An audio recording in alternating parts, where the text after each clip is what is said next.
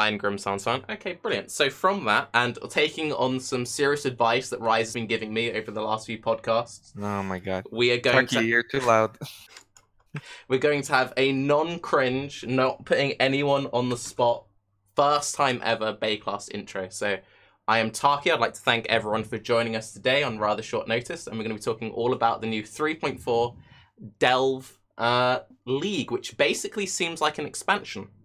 So before we get into, you know, what's been happening, let's sort of talk about what's been going on, and I'll start. I played like 2 days of the new flashback, and then I spent like 4 days fixing my UI in World of Warcraft, the new WoW expansion. What have other people been doing? I mean, that was better, but... Fuck off, Rise. What have you been doing? Fuck you, prick. I've been re-rolling a lot in the flashback. I think I'm going for 4 demis now, you know. I'm sure I'm gonna get all of them. It's been great. I've been basically, anytime I didn't find items, I just reroll a new character to find the items on that character, and I still don't do it. I started off with a BV, wanted to get in Pulsa, got to 95, rerolled, got to 90, rerolled, got that character to 97, rerolled, got another character to 95, rerolled again, and now I've got a level 80 character too, and I still don't have it in Pulsa. 4,000 chance orbs, by the way. It's been fun. Nice race. More loots. Question, out of those like 50 characters you've played, how many of those were Red Eye builds? Oh, okay. I thought you were gonna ask me if I chanced the Tinker Skin, but no. Well, I played Blade Vortex, I played Kinetic Blast, I played just Solar Guard Necro, and now I'm playing Freeze Pulse Totems. So I think none of them. But I'm probably gonna fit a Red Eye build in there by the end of the race for sure. Feels good. I'm on it. What about you, Ziggy? What have you been up to recently? I played a bit of the flashback race thing, but then Bex was like, "Yo, Ziggy, you want to get some of this press stuff for the new Path of Exile thing?" And I'm like, hell yes. So I went offline for a while, and I was like working on content for that to get the video up for the announcement. And then today, now that that's done, I started playing the new Monster Hunter World, man. Played for like 11 hours today. It's pretty fun. So I'll probably be doing that to the new league. Maybe a bit of RimWorld as well. That game's dope. So good. So yeah, doing a bit of other stuff while waiting for Delve now at this point, I think. I think I'll skip the rest of Flashback. It's fun, but, you know, it's more of the same ultimately. Yeah, I don't know if you guys have had that as well, but it's kind of like, after you've had it a couple of times now, it's just like, yeah. No. I don't have that. I don't know, every time it's fun. The fresh league resets are super fun, but I can see the temptation of Monster Hunter for sure. Yeah, it's like Flashback, if there wasn't anything else going on, I'd be all over Flashback and enjoying the crap out of that. Like, it's just good PoE, right? It's just good, fun, dense PoE. The density of Path of Exile in Flashback is very high, and I enjoy that. But yeah, I mean, if there's anything else going on, I think now's the time to be playing it before PoE claims our souls at the start of Delve, and maybe, based on what Chris is saying, doesn't let go of them for a very long time, and we stop playing other games and it's all the other fun games we might want to play, because Path of Exile tends to do that. It claims you if you don't try to fight against it. Octavian, you're playing the flashback as well, right? Yes, sir. I've been trying to get an easy demi and push the Guardian ladder. And how's that going? So it's all found hardcore and such. I don't usually play a lot of hardcore, so I've been re-rolling a lot as well. Not by choice, like Rise. I decided an Aziri's Promise would be really good around like level 94, and then Aziri's Mirror Clone fucked me. So that caused me a reroll. But I got back up to like level-ish 80-ish or something yesterday, and the Guardian ladder is not particularly competitive, so I can very easily still get into the top 10 as long as I don't, you know, make a similar mistake. Not very competitive, you don't say. Right. Maybe it's time for a reroll. Come on, Wouldn't be the first. I will laugh so hard if you do all this, like roll all these characters, and then you don't get any dummies because I probably a bunch of people won't. get really dedicated and I push you out of the top 10 for each of them.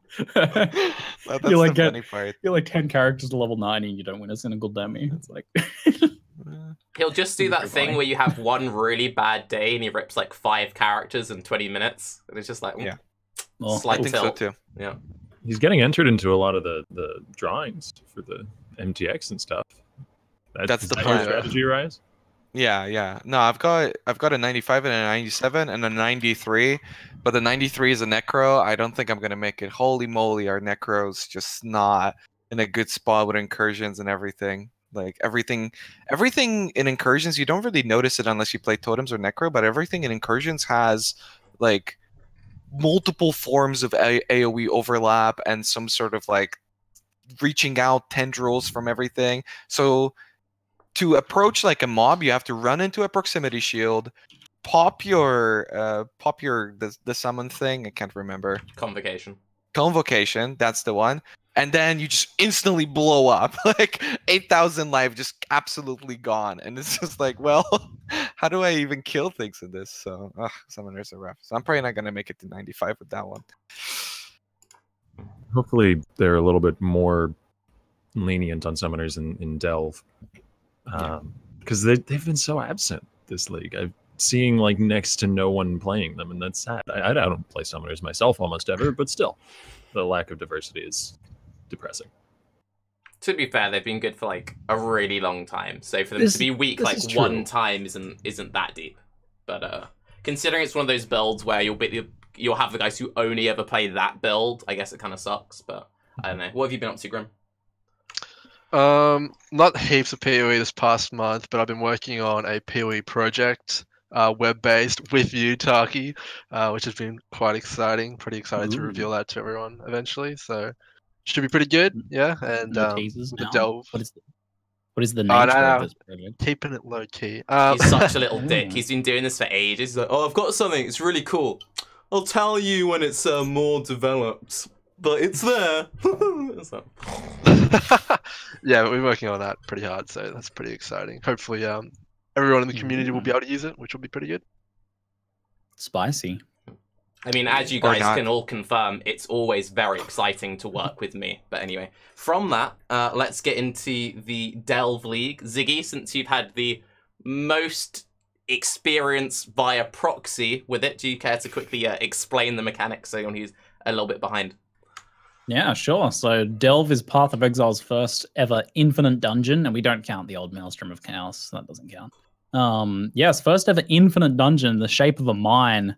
We delve down into the mines, and you can infinitely go left or right or downwards. And as you go downwards, things get more challenging. The monsters increase in level as you go down, and eventually you reach the level of what would be like the highest tiers of maps in terms of level of monsters and such like that.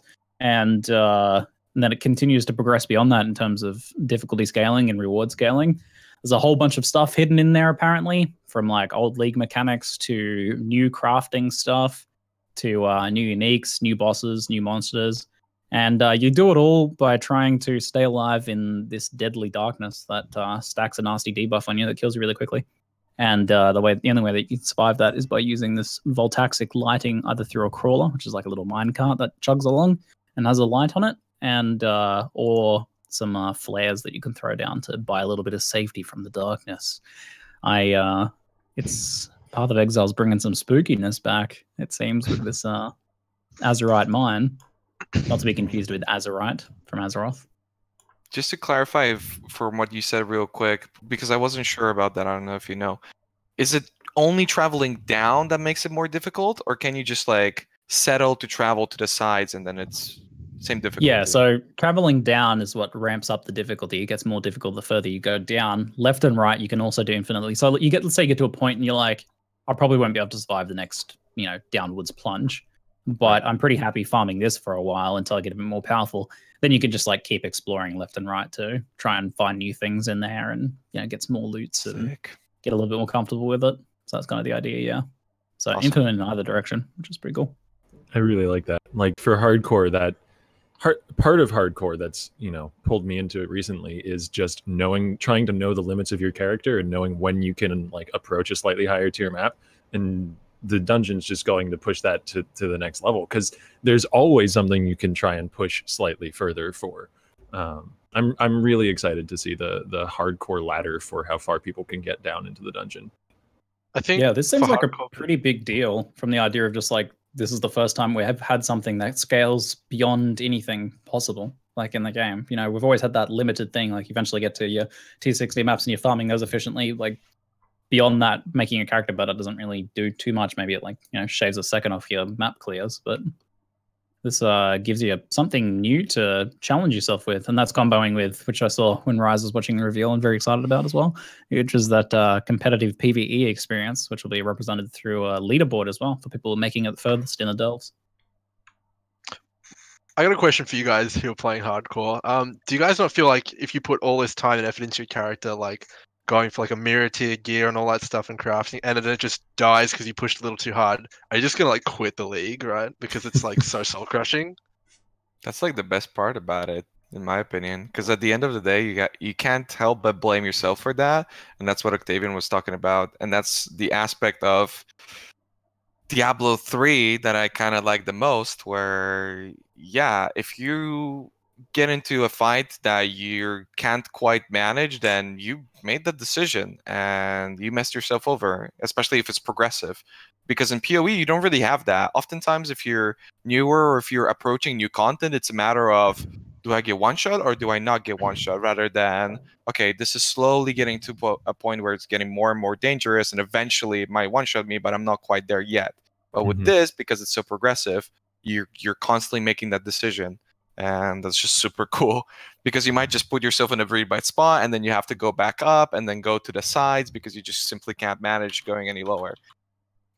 Yeah. Concept. I mean, I guess my concern is like you've been grinding so hard for like an impulsor, right? And maybe that's what you need to kind of get down to the lower depths, and then you just lose it. And like, isn't that just heartbreaking? Like, I don't know. I've been playing for so long, right? So I don't have a soul anymore. Chris has fully claimed it. So anytime I lose a character, I just reroll and it's kind of whatever. I mean, yeah, it's frustrating for a minute or two, but overall I get over it pretty quick. But I can see for how far a lot of other players, if they haven't played for as much, that can definitely be a thing. But again, I do feel like with this, the sense of progression is better, while on regular hardcore, it's more of a feeling of like, oh, I wasn't taking any damage for like the last 2 hours, and then now I'm one shot. This doesn't feel so good. As opposite to this, that might just scale well. See, like, I come at it from a similar-ish point of view. I actually think this will probably push me to go into softcore rather than hardcore.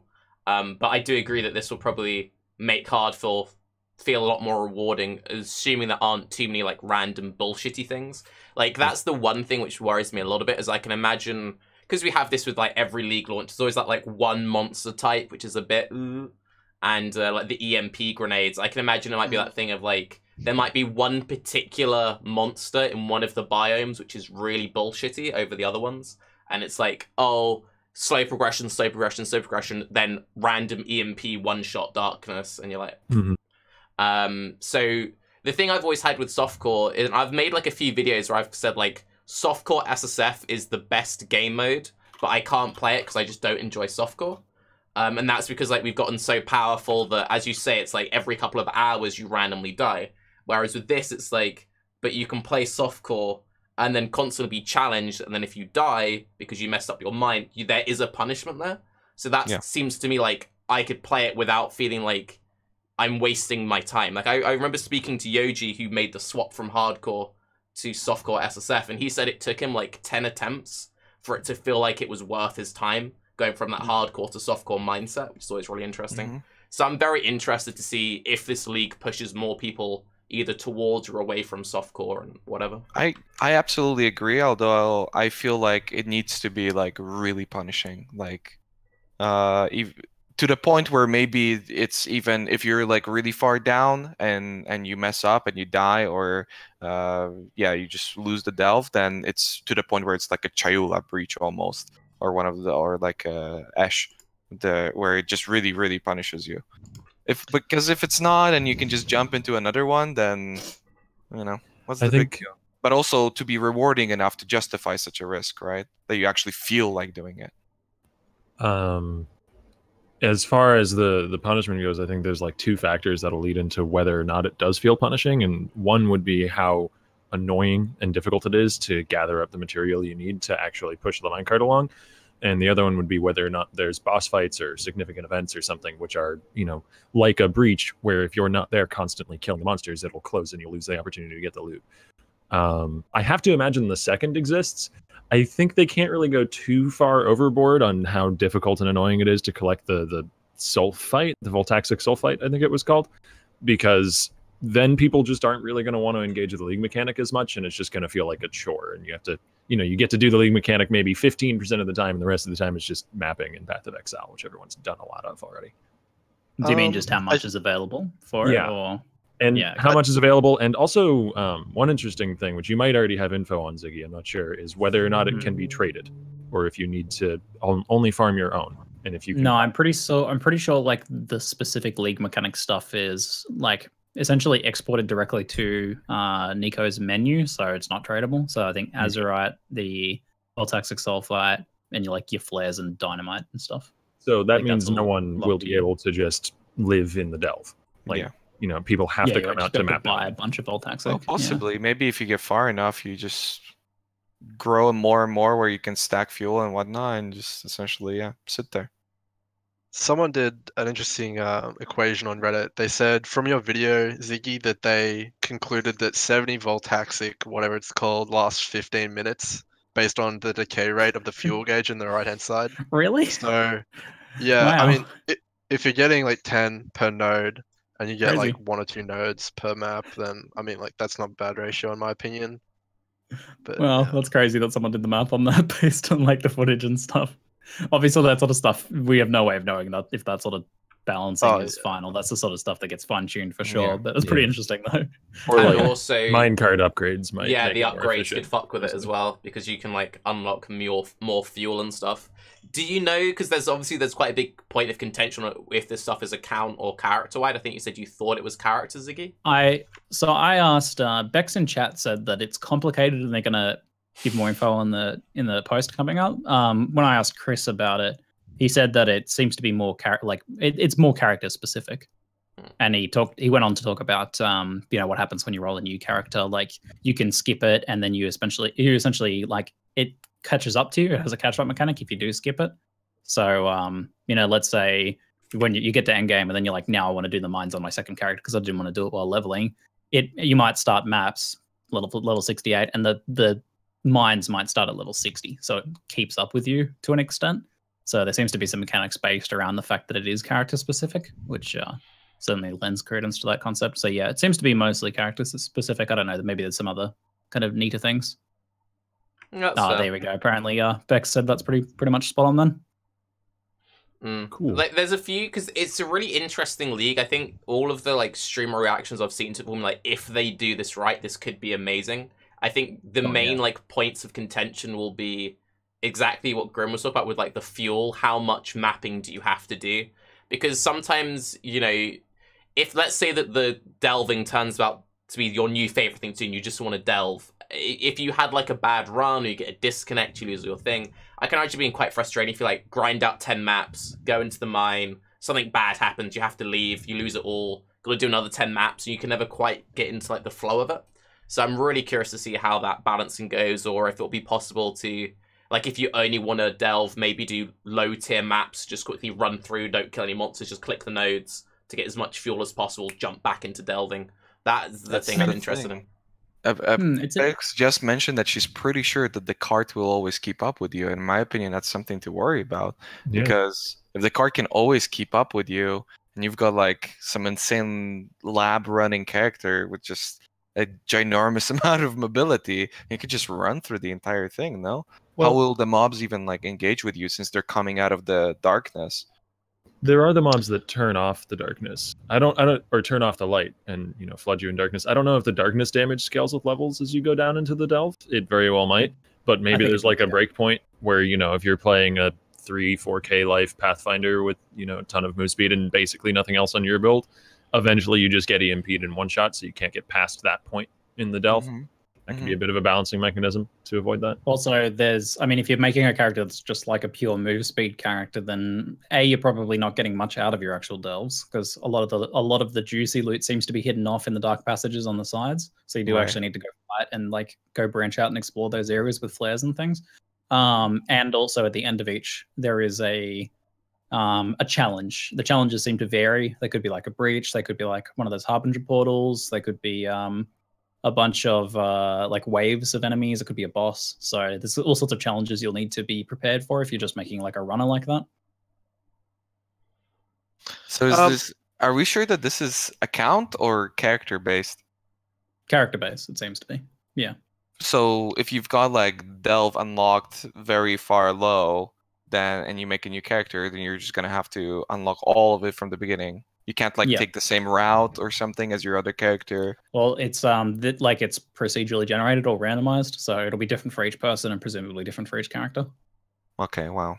So I thought that it's going to be like a layout per account, but you still would have to traverse. But if it's different per, it's interesting. I'm pretty sure. I'm pretty sure it'd be different. I mean, it's infinite either way. So unless you took even if it was the same, unless you took the exact same route, you'd be running into different stuff quite a bit. Mm-hmm. Yeah, my interpretation of the like checkpoints and stuff like that is that you will need to unlock each checkpoint as you go, so you can't really cheese it. Like with a lab runner, you're not going to just be able to kill like level 120 boss, right? It depends on what your goals are as well, because like as you said, Ziggy, if it's all about finding the side zones, there might be a sweet spot where like you could run low level delve side to side with like a high movement speed character just clicking all the chests. Yeah, I mean it's difficult to say, but maybe there'll be some like efficient strategies that aren't just exploring and going down. Maybe people find like a certain area that's a sweet spot for them, maybe, but I don't know. Yeah. Another really interesting thing that me and Grimro have spoken a little bit about, which a lot of people don't seem to be considering, because everyone's like, oh, endless Katarina or Elrion mission, is that when you get to the incredibly high checkpoint levels, you could actually be in a situation where the cart moves too quickly for you. Which it seems silly in like current PoE, but when you're having the monsters with the health infinitely scaling, so like checkpoint 587, and you've got this cart which was like, no, we're just going forward, mate. And you're like, uh-oh, and you've got to like try and kill hundreds of monsters as this cart is just like beelining ahead. I think it's going to be really interesting finding the sweet spot where it's not too fast or too slow. That's why I kind of like the idea of it. Because I know if you run ahead of it, it speeds up. If you run behind it, it slows down a bit. But I really like the idea of it having some kind of scaling based on your character mobility, so you have more direct control. I can definitely see how like it might you might get overwhelmed in certain levels. Yeah, I think it helps to paint it as the breach lord zones. It's kind of similar-ish to that, but much more flexible in that you can like speed it up and slow it down. So breach lord zone that's not on a timer, and you can speed up and slow down yourself as well. I think so much more flexible version of that. My favorite part of it has got to be the fact that it's not on a timer, and the Diablo 3 comparison has already been made by Raiz earlier, so I'm not the one who's going to be eaten alive. But like comparing two greater rifts, my least favorite thing in that game was always just the fact that eventually it got to the point where you needed this like really optimized single set of members of a party, or single build if you want to play solo, that you can't really iterate on too much further because you have that timer constraining you and you have to be able to clear it in that amount of time. Whereas like with something like what Delve seems like it's going to be, obviously we haven't played it yet, the most powerful things in my mind, just trying to predict what the Delve meta is going to be, which is a shaky bridge to walk out onto, are possibly going to be like the immunity mechanics in Path. Because once you get to the point where damage is fuck you, you're dead when you're hit by anything, just having something like CI where you can completely ignore any chaos damage mods are doing, or the perma immortal call setups where you just completely ignore physical damage, like those are the most powerful tools. But they often come, not CI, but a lot of those things often come with a slowdown in terms of your character's ability to clear. Like those the one health Uber Elder killing build. You guys have seen that video. That character's not particularly fast at clear speed, but it might actually make a lot of sense in Delve, because you can walk along with, your max res and perma immortal call and all that and just not care. Darkness is the only damage you worry about. I mean, in theory, but if you watch the details of that video, he said that it was like his 7th take or something, and he died in all the other ones. So, I mean, I don't know how reliable a strategy like that's going to be. Also, to be fair, doing it with like the 1 HP build, you'd instantly die whenever they EMP'd the cart, because they EMP the cart, which means you have to take a few seconds of darkness damage. So, yeah. But think like that the tools there, Yeah, I can max imagine- res yeah, flasks, yeah. the immortal call, those sorts of things will become incredibly valuable, and I'm sure someone's going to be able to slot a few of them into a build to cheese around certain fights. I could imagine seeing a lot of like Gluttony of Elements or Poet's Pen and Mortal Call or Max Res Pathfinders. I'm sure you'll see a lot of it where people can do like one complete immunity, then like very high Max Res or whatever. But yeah, that's always going to be an issue. you can be completely immune quite easily, 100% with flasks up. It's like no problem. But the thing that a lot of people seem If you to be can kill forgetting. things. Yeah, exactly. That's what I was about to say. Like, is like I reckon like at the very lower levels, it's gonna take like 1 or 2 minutes to kill a rare mob or something like that. Yeah. Just like in Diablo 3. Like I don't know if you played anyone else here, but like the mobs are almost invincible. You have to pop all your cooldowns and then just kill like 10 monsters at once, and then run around some more in D3. No, it's important. And also what's interesting is that because the cart is moving, but it slows down when you're behind it, technically you're slowing down the card, but you're also putting yourself closer to the darkness. So if like mobs cut you off, then you're just absolutely destroyed, right? So it's very important to use phasing and all these sort of things that can just keep you close to the card, but not close to the darkness at the same time.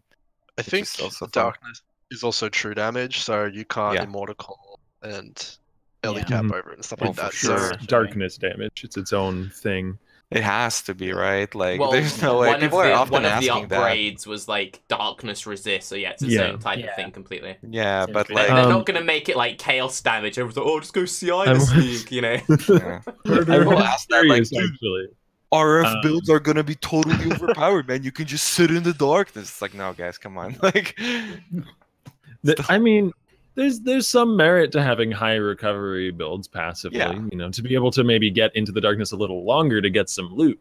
I was actually curious.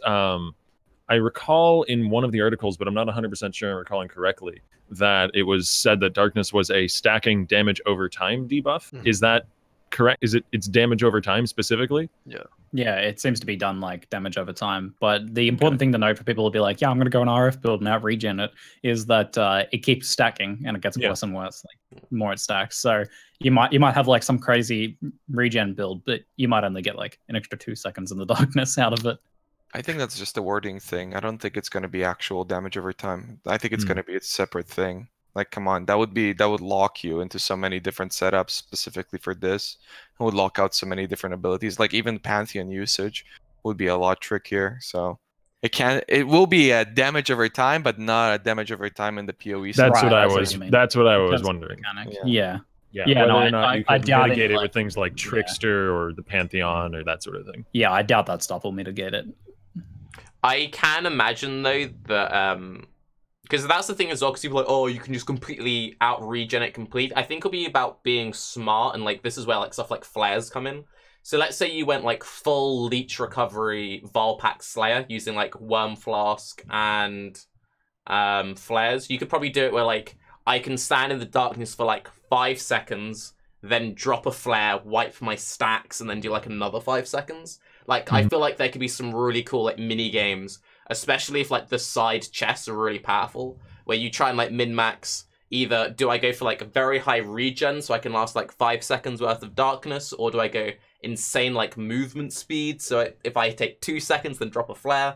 And I really like the idea of doing stuff like that, or like dropping flares in the distance and like doing lightning warp or smoke mine memes even. Like you that's drop the smoke interesting. mine that the cart run off, or like full The darkness duration can't lightning see warp. you. That's You gonna be the smoke best mine. one, doing like increased duration lightning warp. That'd be really cool. So like you can cast it, run, pick up all the stuff, then That being said, because we're really focusing on like the cart and the darkness and like really getting into the side zones, you guys think that possibly because players will try to optimize around their survivability and possibly exploring as much as possible, which is defensive, that the bosses at the end of the route might possibly have like enrage mechanics where you get countered by something like that? I can see that happening. enrage mechanics would be cool in PoE. Although, to be fair, actually, the issue with that is that when you then get to like the really high levels, then it'll be like you'll just be a hard counter because you'll then be in that time scenario of it takes 10 minutes to kill this guy, but he enrages after 3 minutes. Yeah, so... but it's already in PoE. It's just that it's not as apparent as, oh, this guy enrages does 500 Yeah, I guess, damage, like, with Shaper filling the... Yeah, covering the floor and Elder, shit. whatever, Yeah. then you've got this build-up. It's not necessarily an enrage mechanic, but it gets to a point where you can't manage it anymore, and yeah, you're done. I mean, I already know what it might is. No, I know what it is. Yeah. The darkness shrinks in one of the fights. Yeah. Done. There you Easy. go. Yeah, That's what I similar think, to yeah. previous mechanics. Like, not strictly Enrage, but, you know, Path of Exile's brand of Enrage, which is make the arena more annoying.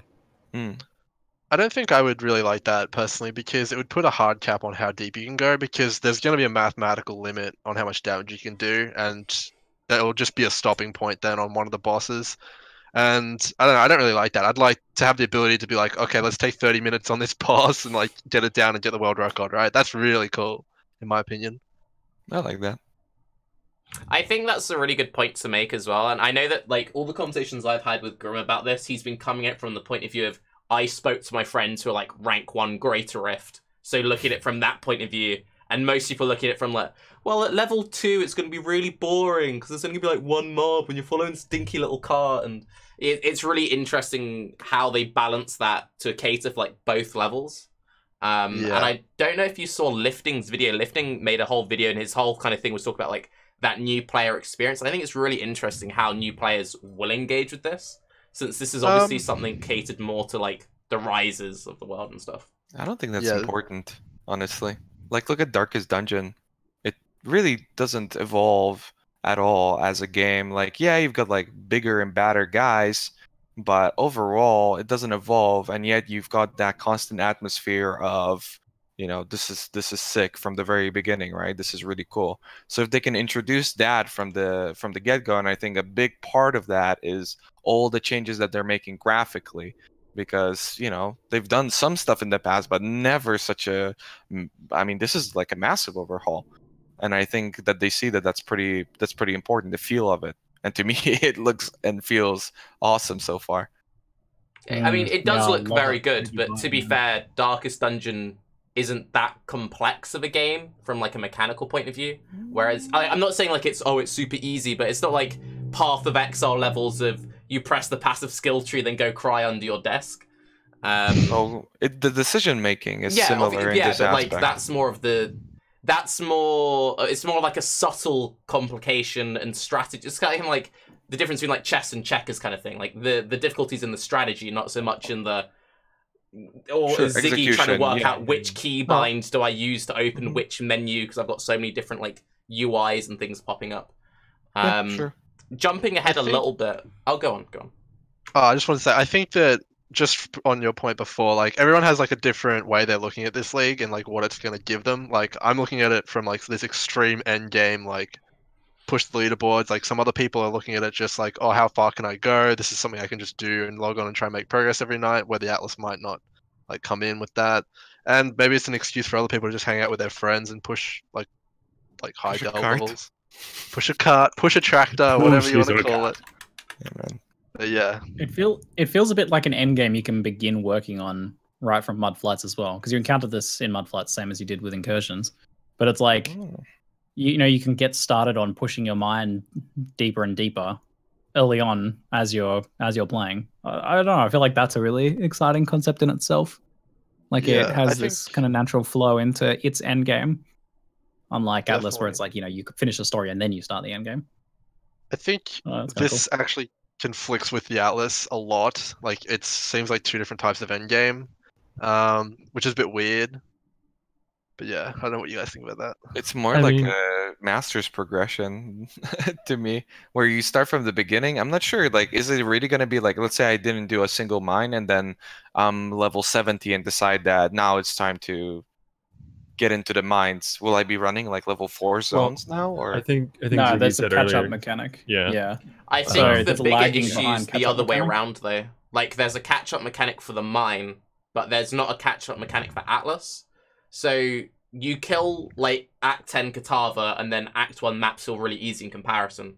So, as Ziggy said, you're progressing your mine as you level, right? So let's say that, like, you're level 70, you equip all your Impulsor and stuff, because you can equip most gear at, like, 68, 72. you then go straight into delving into mines. You get like really deep into mines, and then you're like, okay, map time now. I need to get more fuel. And then it's like Act 1 map, Act 2 map, Act 3 map. You know, tier 1, 3, 4, 5. That could be kind of a. You've got catch-up mechanics for maps. You've got Zana, you've got vendoring, you've got Volorbing, you've got the 50% higher chance of dropping a map that you don't already have on your atlas. So those mechanics are kind of similar in that fashion, or I would hope that they work similarly. Also, I don't know that that situation comes up. I guess it depends on fuel consumption rates, because, you know, if you can't sit in the dungeon, in the delve, for 3 hours before jumping into maps after the story, then maybe there's no world in which that happens. I'm actually really curious as to whether or not there's a cap on how much voltaxic sulfite you can have at one time. Like if the minecart can be full, and then you can't collect anymore until you go and run the delve and use some of it. I think somebody said that there is, but I'm not sure if it was just somebody talking out of their ass or. There's a capacity upgrade, but I don't know specifically what that affects. Whether it's like the capacity to make that specific run longer, or your overall like how much you can hold. I don't know exactly. That was in the upgrade menu. So this is like my point of view on it. So obviously you need to go and get more fuel, but it doesn't seem like you're being punished for what zone you're getting the fuel in, right? So let's say that you don't do much delving while you're leveling, or during Act 9 and Act 10, you recap all your fuel, right? So you kill Katava, you've done your Merc Lab and everything, you've got a full set of fuel, you then do 15 minutes of delving. You then go into tier 1 maps, you run like 5 maps, you recap your fuel, you keep pushing your delving. There's quite a big issue, and I know this can be fixed very easily, but there is a big issue where people get like stuck in Atlas progression. Like, a lot of people kind of get bored and stuck in Atlas progression around sort of like the tier 10-ish maps. And I'm not sure if this league will further exaggerate that, because you'll get into like your tier 8 to 10 map thing. By that point, your character's so powerful it can do like all the endgame content. So then you're just delving, and then you're just stuck in that thing. I know you're making big googly eyes at me, Raiz. I know that Ziggy's making very big. No, I'm looking at me. Ziggy. I don't know what he's. Oh, he's showing us the screenshot there. Is that reversed on y'all?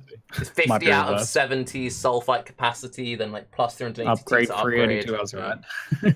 Okay. Yeah.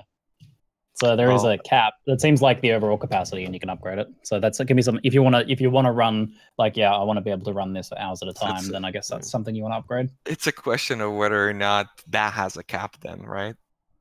Can you upgrade it infinitely, or do the upgrades have a cap too? There's nothing on the UI to suggest that there's a cap, but I don't know exactly. Okay. I think there's actually a cap because it adds like additional art modules to the actual like machine that he runs, right? Like they showed in the trailer, it tacks those things on. Possibly. Well, that would kind of suck, to be honest. I would hate for maps to become this like like lab kind of like, oh god, I gotta do lab. I really like Ascendancy, but I gotta do lab to get it. Oh my god. And then for maps to become that, to go into a delve, I have to map now. That sucks. That would be like the ultimate irony, that the new end game is so fun and enjoyable, people look at the old end game as being a chore that they have to do before engaging with it has to, right? I mean, that's what happened in Diablo, though.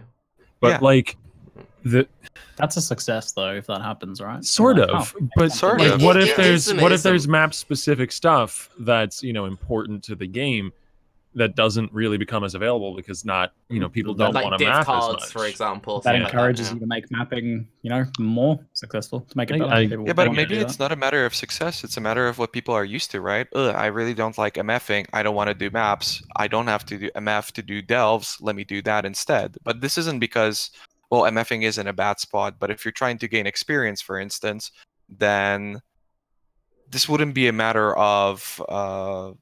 well, I lost my train of thought. You go. You guys go. One thing I'm curious about, and like we're going to make a lot of comparisons to Diablo, since Diablo is the best example of this kind of thing. People always praise like how good adventure mode was, but adventure mode made running any campaign stuff completely irrelevant. And before the end game in that was like doing the, I'm going to do this run to this run, and that was completely killed by the addition of adventure mode and greater refs and all of that stuff. In that example, though, that was terrible. Yeah, no, but like exile mapping is pretty engaging. So I'm curious if you could have that similar thing though. But and also that's the other thing is like it feels terrible because that's what we've been currently doing. Like when I remember when adventure mode came out, I was like, finally, I was so bored of this. And Yeah. then like a few it's years new. later, I remember talking to my friend, and he's like, "I really just want to do a campaign run, but it feels so inefficient because there's no reward for doing it. So why would I?" And then and people say, "But just play what's the most fun." But that's not how everyone works, and for some people, efficiency is fun. Yeah, No, And that's people what I was trying struggle to with say, that exactly. thing. So I'm really People- curious. People gravitate towards the most powerful tool that the dev gives them.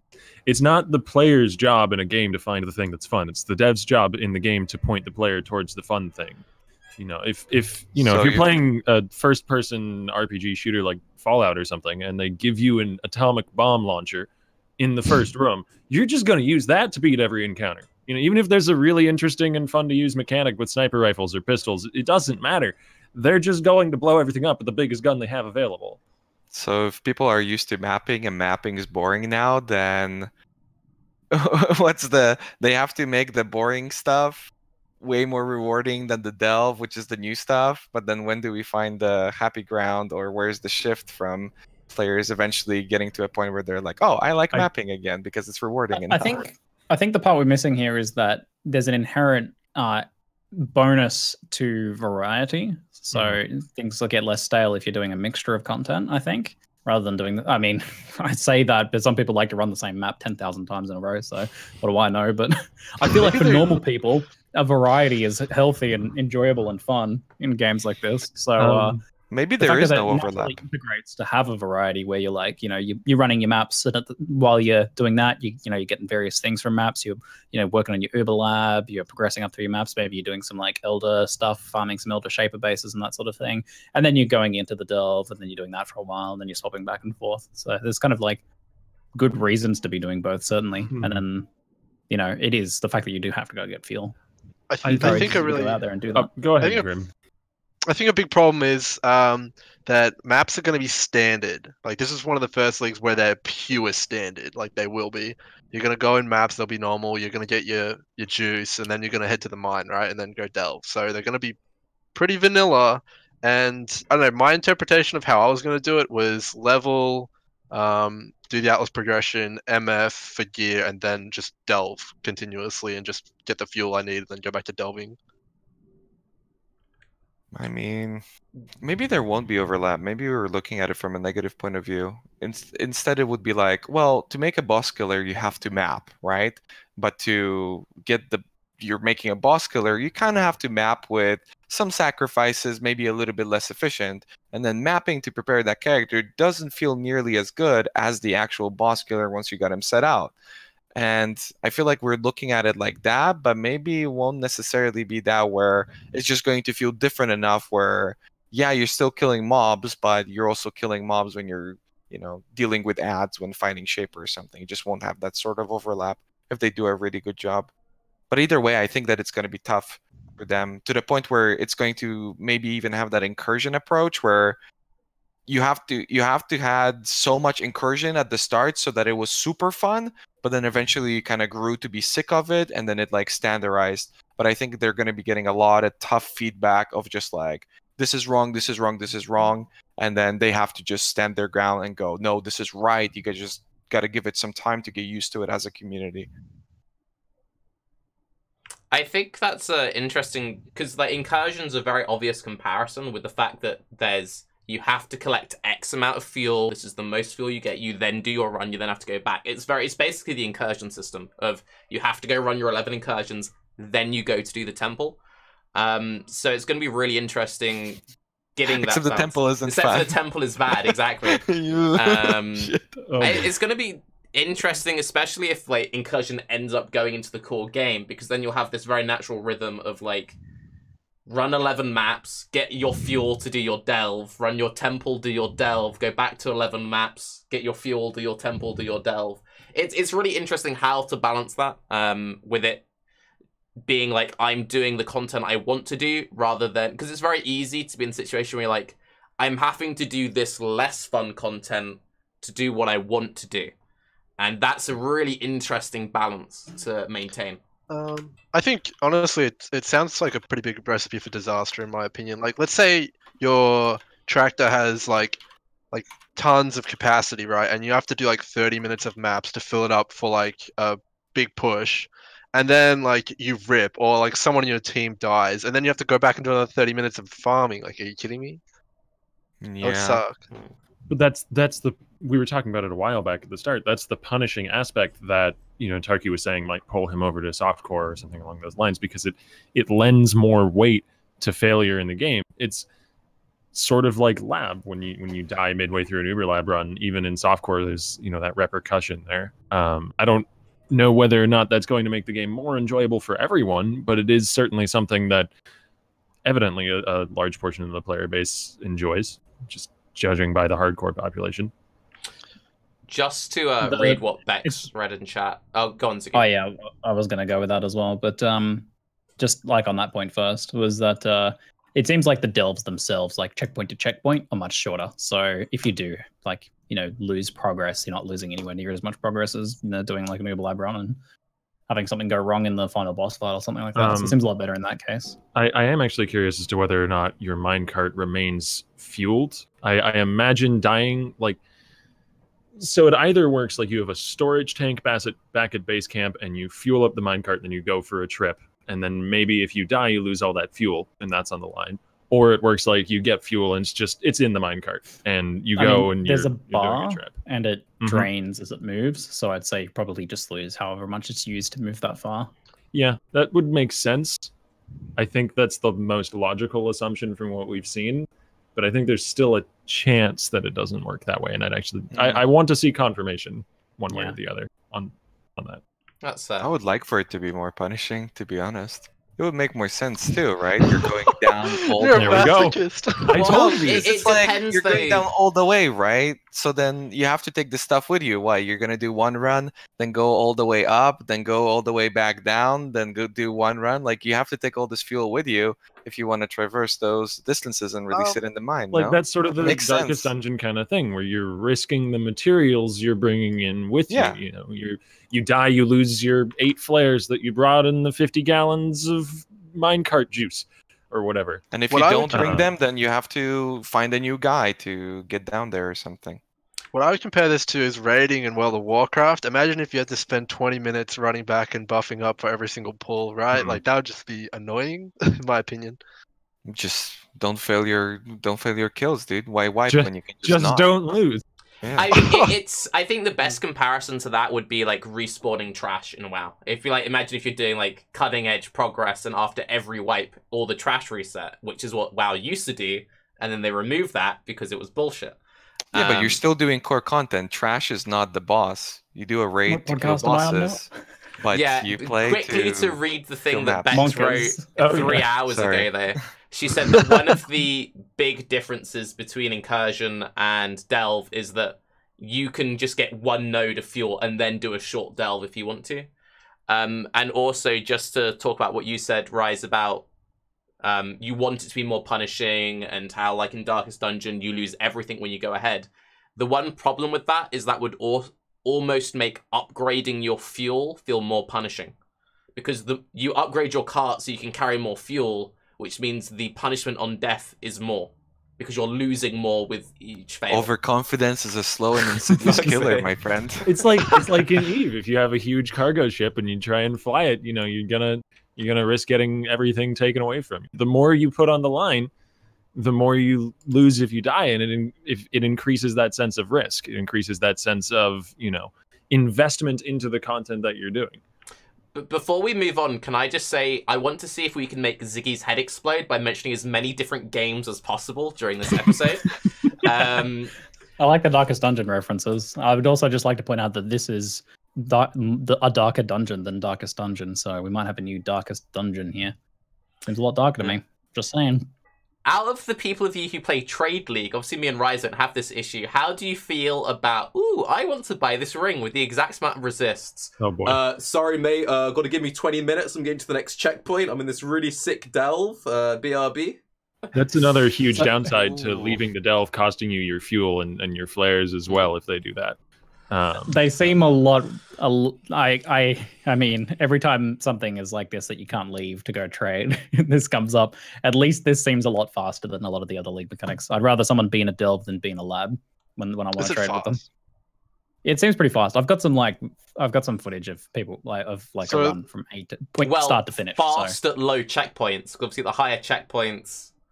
I mean, yeah, maybe if someone's at like a level 150. Like, imagine this, right? Like, you go to buy your ring and you see someone like Waggle has it. You're like, he's not fucking leaving his run. Like you just know that it's like there's no point. Like you go to buy it, and it's like Ziz, and you're like, oh, brilliant.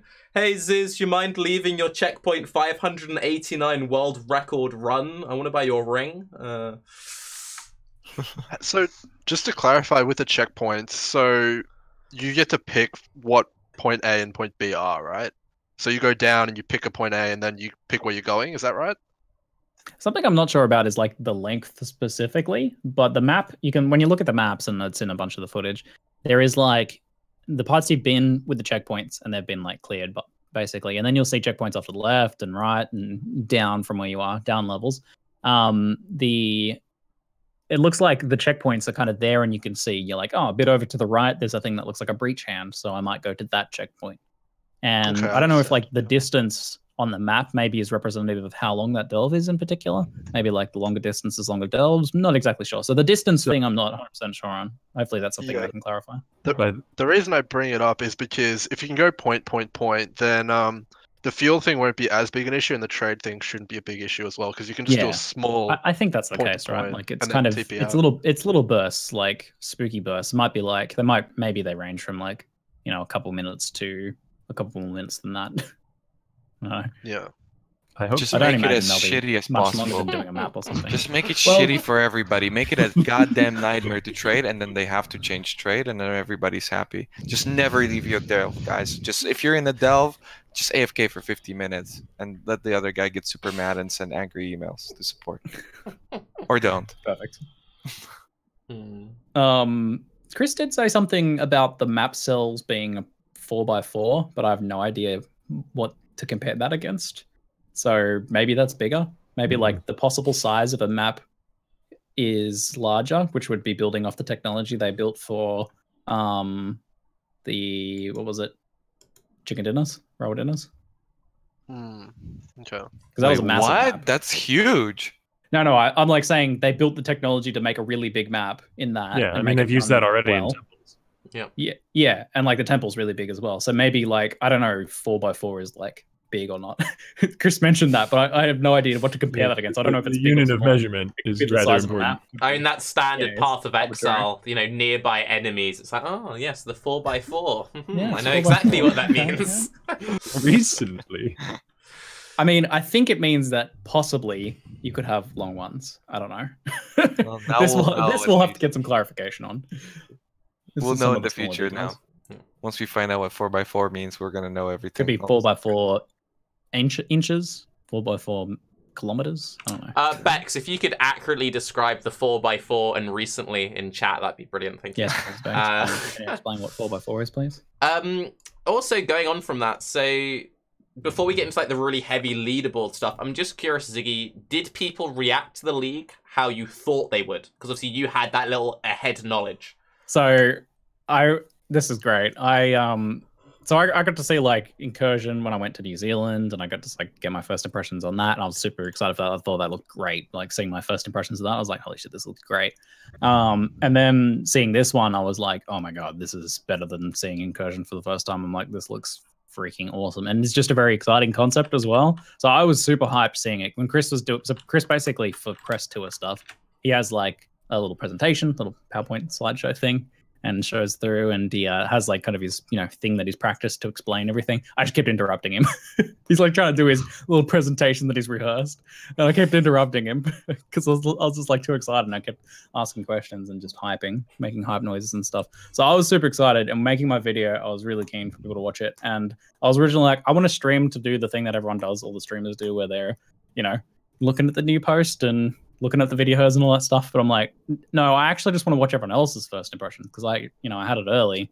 I want to see what everyone else's are, whether they match mine, whether people are as excited as I was. And I watched like Raiz, Mathel, Ziz, you, Tarke. I watched quite a few different streams, and the level of hype was very high. I felt, I don't know, watching a lot of you guys' first reactions, watching Raiz freak out at certain parts when like the the competitive ladder and infinite and stuff like that was mentioned for the first time. That was dope. So yeah, I think my first impression, my expectations were met in terms of how excited people were. I feel really sorry for my viewers because when the website first went up, they accidentally had the Incursion trailer, and I sat and watched the full thing. And everyone was like, Tarke, please, please. I'm like, oh, interesting, Chris. Please tell me more about this Incursion. It's like a 4-minute video. I Yeah. saw your thing. I'm just like, what the fuck is he doing? Sat through the whole thing. Didn't It even was so blink. good. I was Absolute getting poker like play. text messages like, dude, you fucking prick, just watch the new thing. I'm like, nope.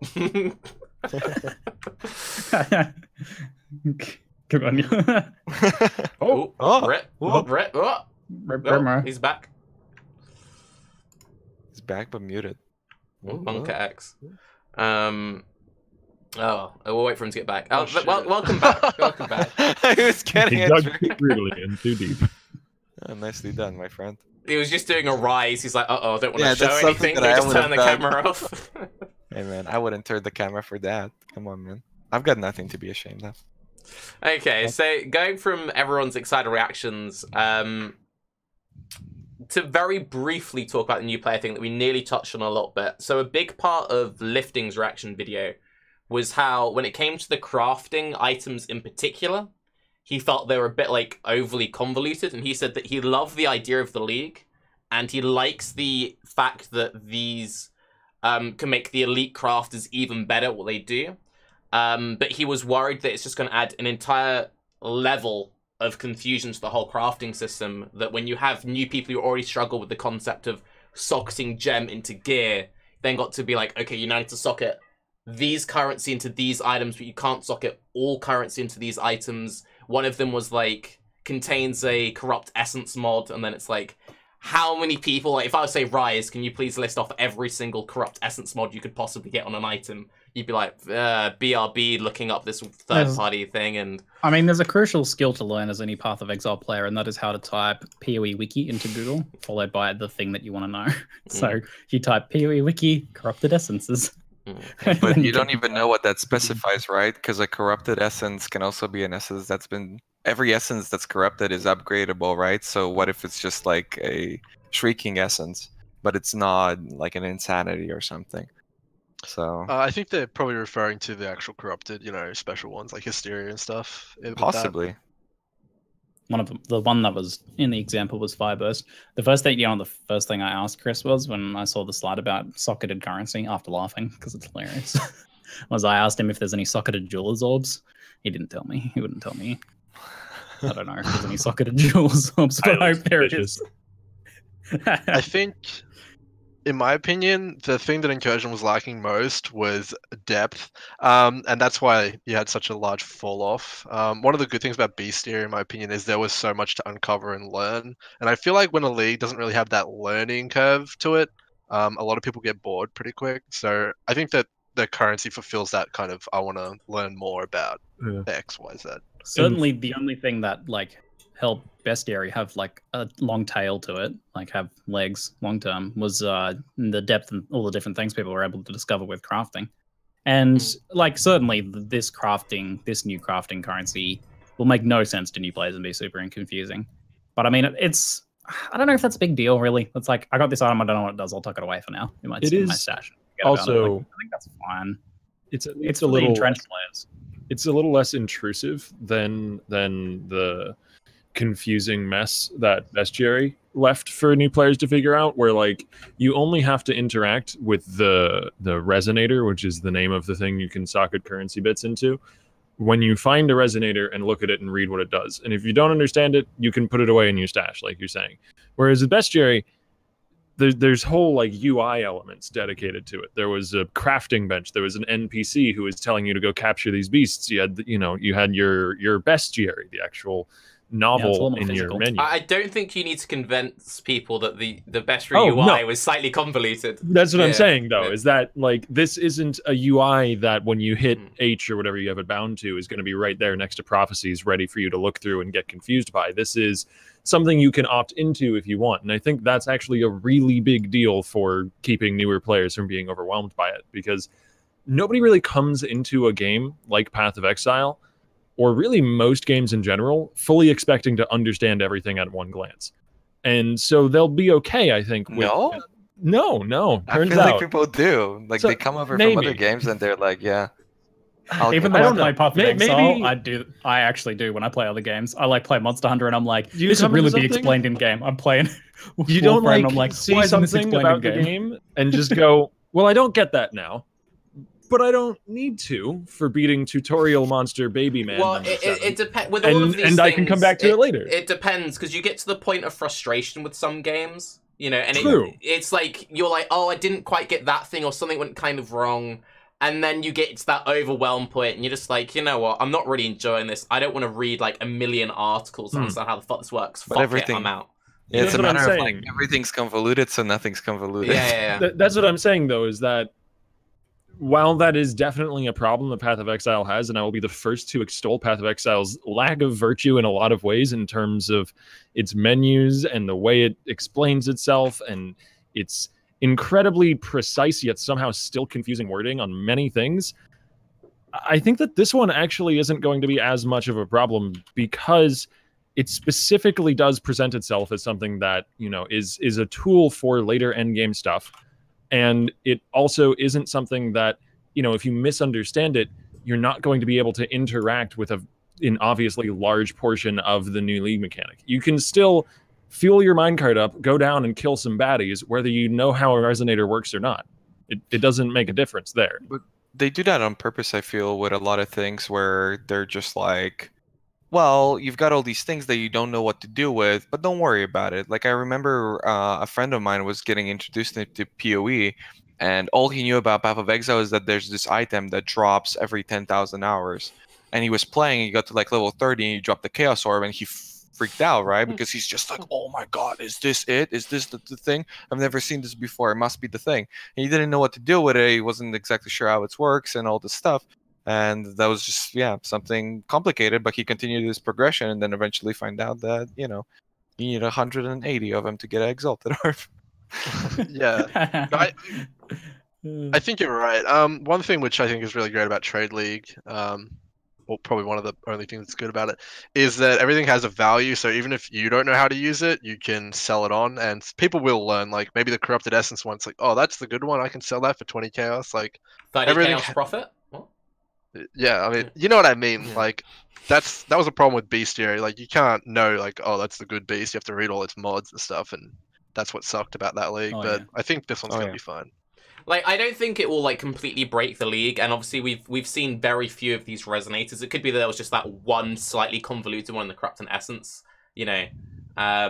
But I do think it's a slightly interesting thing to keep in mind, especially since there are, like, my 4 Xbox viewers who always like, dude, ask more Xboxy questions.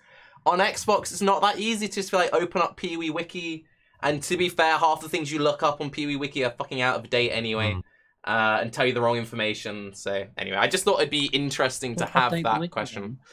I think the non-friendly part of resonators is combining them in effective ways, because you might put a bunch on and they could be used in better ways, if you know what I mean, like the no physical, no this, no that mod. So you could waste like a 1 Exalt resonator or something like that with a bad combination. That's where you know the game knowledge comes into play as an economic tool, though, and as, you know, a tool for gaining power with your character, which is kind of the whole, in a lot of ways, part of the basis of Path of Exile.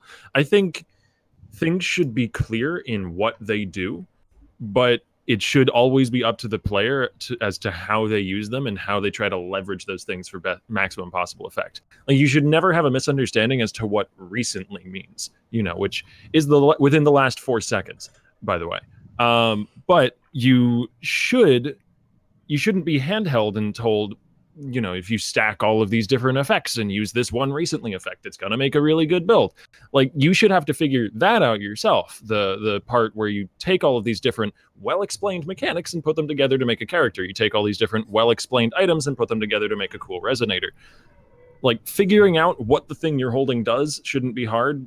Learning to use it most effectively is your skill as a player, and that's the cool part of the game. I think another point to note here is that like we've been comparing to bestiary a lot, and I guess the original question was, is this really bad for new players having something like this? In bestiary, to realize any benefit from bestiary, you needed to understand the crafting mechanics of how that worked, which is all tucked away in menus and had all the problems we talked about. This is just one small part of this. I mean, you don't need to understand anything about this, and you can still go into your mines, bash away, get a bunch of other loot you can use, and maybe use some of the alchemical resonators. So, yeah, I don't think it'll be a real problem. Yeah, can't imagine. I think the only other thing to maybe kind of talk about this thing is how do you imagine the scaling will work, like from checkpoint to checkpoint? Like, where do you think that sweet point is on like either rewards, damage, or health upgrades is? What do you mean? Well, because I imagine it's going to be one of those things where it's not like you're going to go to checkpoint and then it says the next checkpoint does like 20% more damage. Like, you know how going back to Diablo again, like when you chose to do like a higher power level, it was very obvious it says 300% more life. When you roll a map mod, you know, oh, it has the mods on it. Where do you think the sweet point is of knowing where your limit is, especially for hardcore, because it's like the gradual then dead one shot? There might even be like non-mechanical scaling in that there's, new monsters or new wholly different things that can show up in lower delves that can't show up in earlier ones that you might not know about.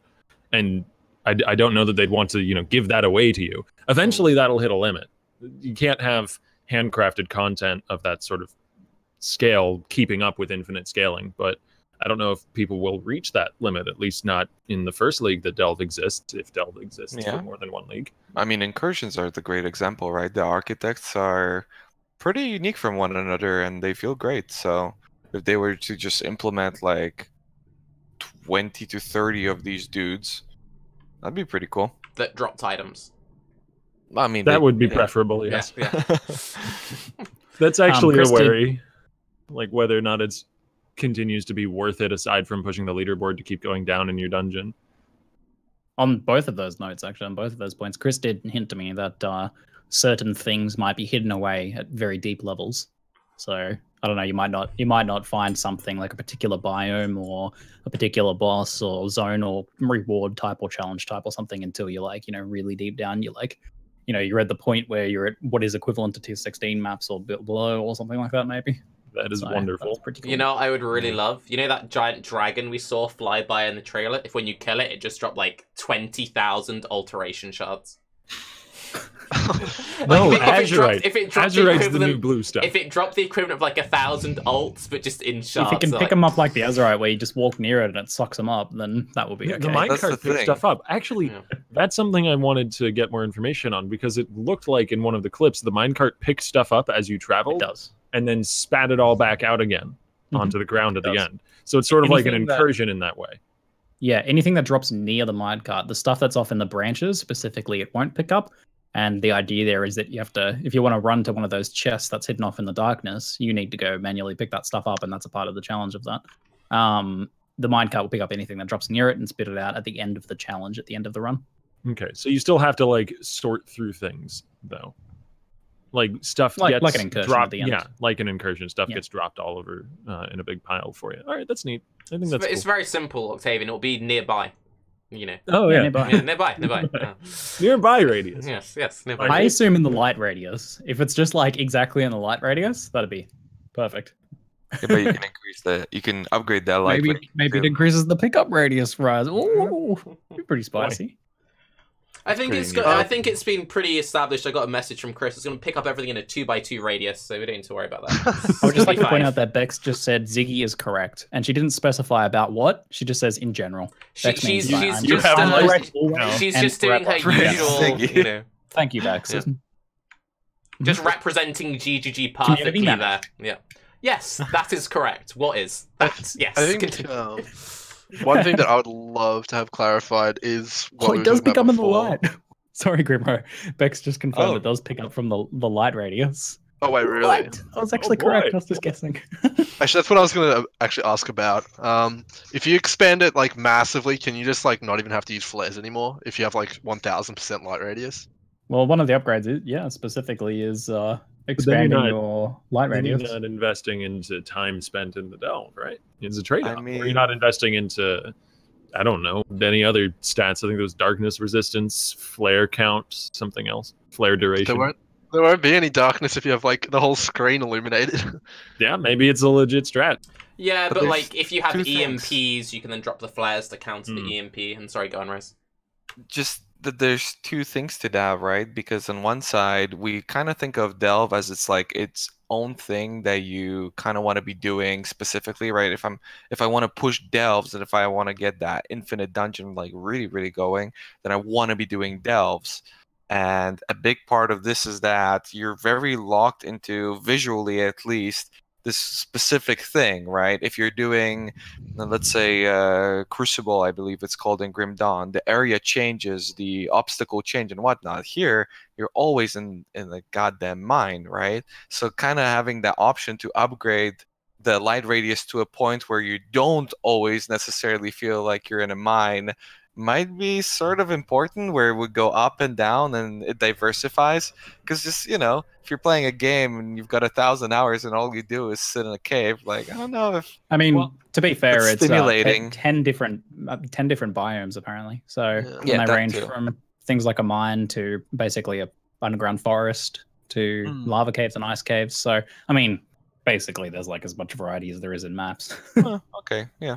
I think that's huge though, because one of my big complaints about Incursion was that it was just the same layout over and over again.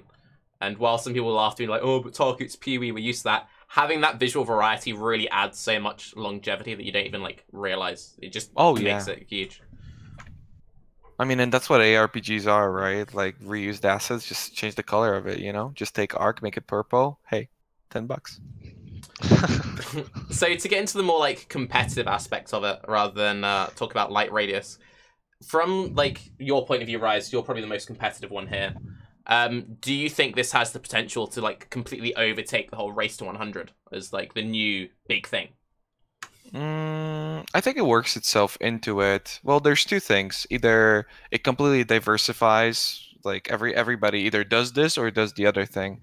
But it might also be, first there's a race to 100, so you gather all the stuff to get ready to really push, because when you're mapping and you're racing to 100, frequently you're going to get all these people going, how did he get all this stuff so fast? It's like, well, I play the game, right? So I get all the stuff. So the more stuff you get, the potentially further you can push these delves.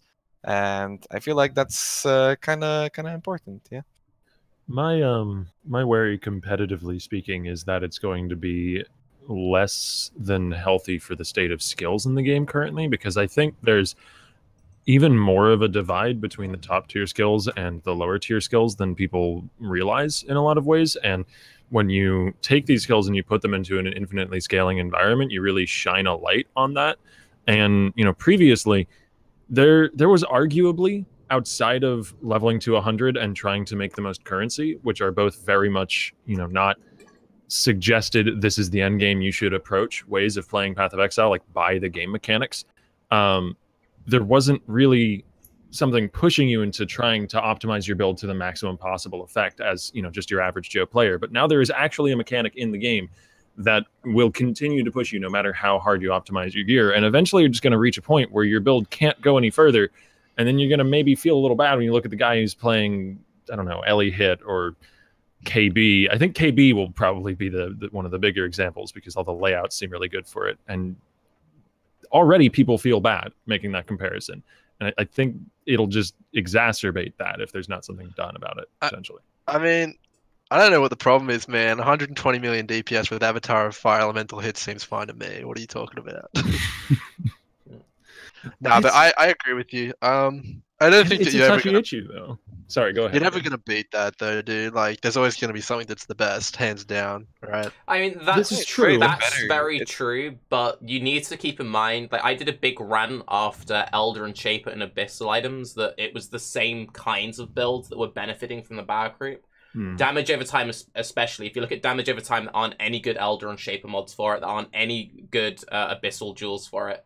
It's not so much like, oh, but this one build is better. It's like this exact same archetypes of build are so much better. So it's like, can you do Fizz to Ellie conversion? Yes. Can you abuse stuff like Indigon? Yes. Like, those will be the things which really pinnacle over everything else. And the point I was trying to reach that maybe I got a bit away from is that it's about the size of the gap rather than that there is a gap. Like, I'm not saying that I want everything perfectly balanced, because that's a really bad game. That's not interesting. There's no just decisions to be made there. No matter what you pick, you're equally powerful. But if there's like literally no merit to picking certain skills, that also has a detrimental feeling, and that just doesn't feel good. Maybe it's better. Because that's also a lack of decision making. If your only choice really is to pick Ellie Hit, or maybe KB, or maybe, I don't know, something else that scales crazily like Molten Strike or something along those lines. If your goal is to delve as deep as possible. And that's what I'm saying, is like that is a goal that's pushed by the game now, and we haven't really had something like that before. Aside maybe from like Shaper or Uber Elder, like explicit goals.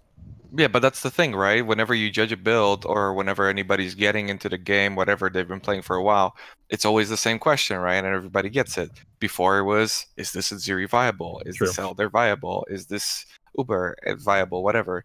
Guys, Mathil kills fucking Uber, Elder, whatever, on every single build, okay? Everything is viable. It doesn't really mean anything nowadays. It just depends on the amount of time and investment you want to put into a character, because you can, for the most part, do it with everything. However, with this system, I got down to Delve 120 with this build. You don't know how much time this person potentially invested, but you can see how much gear they've got. And then you can judge a build.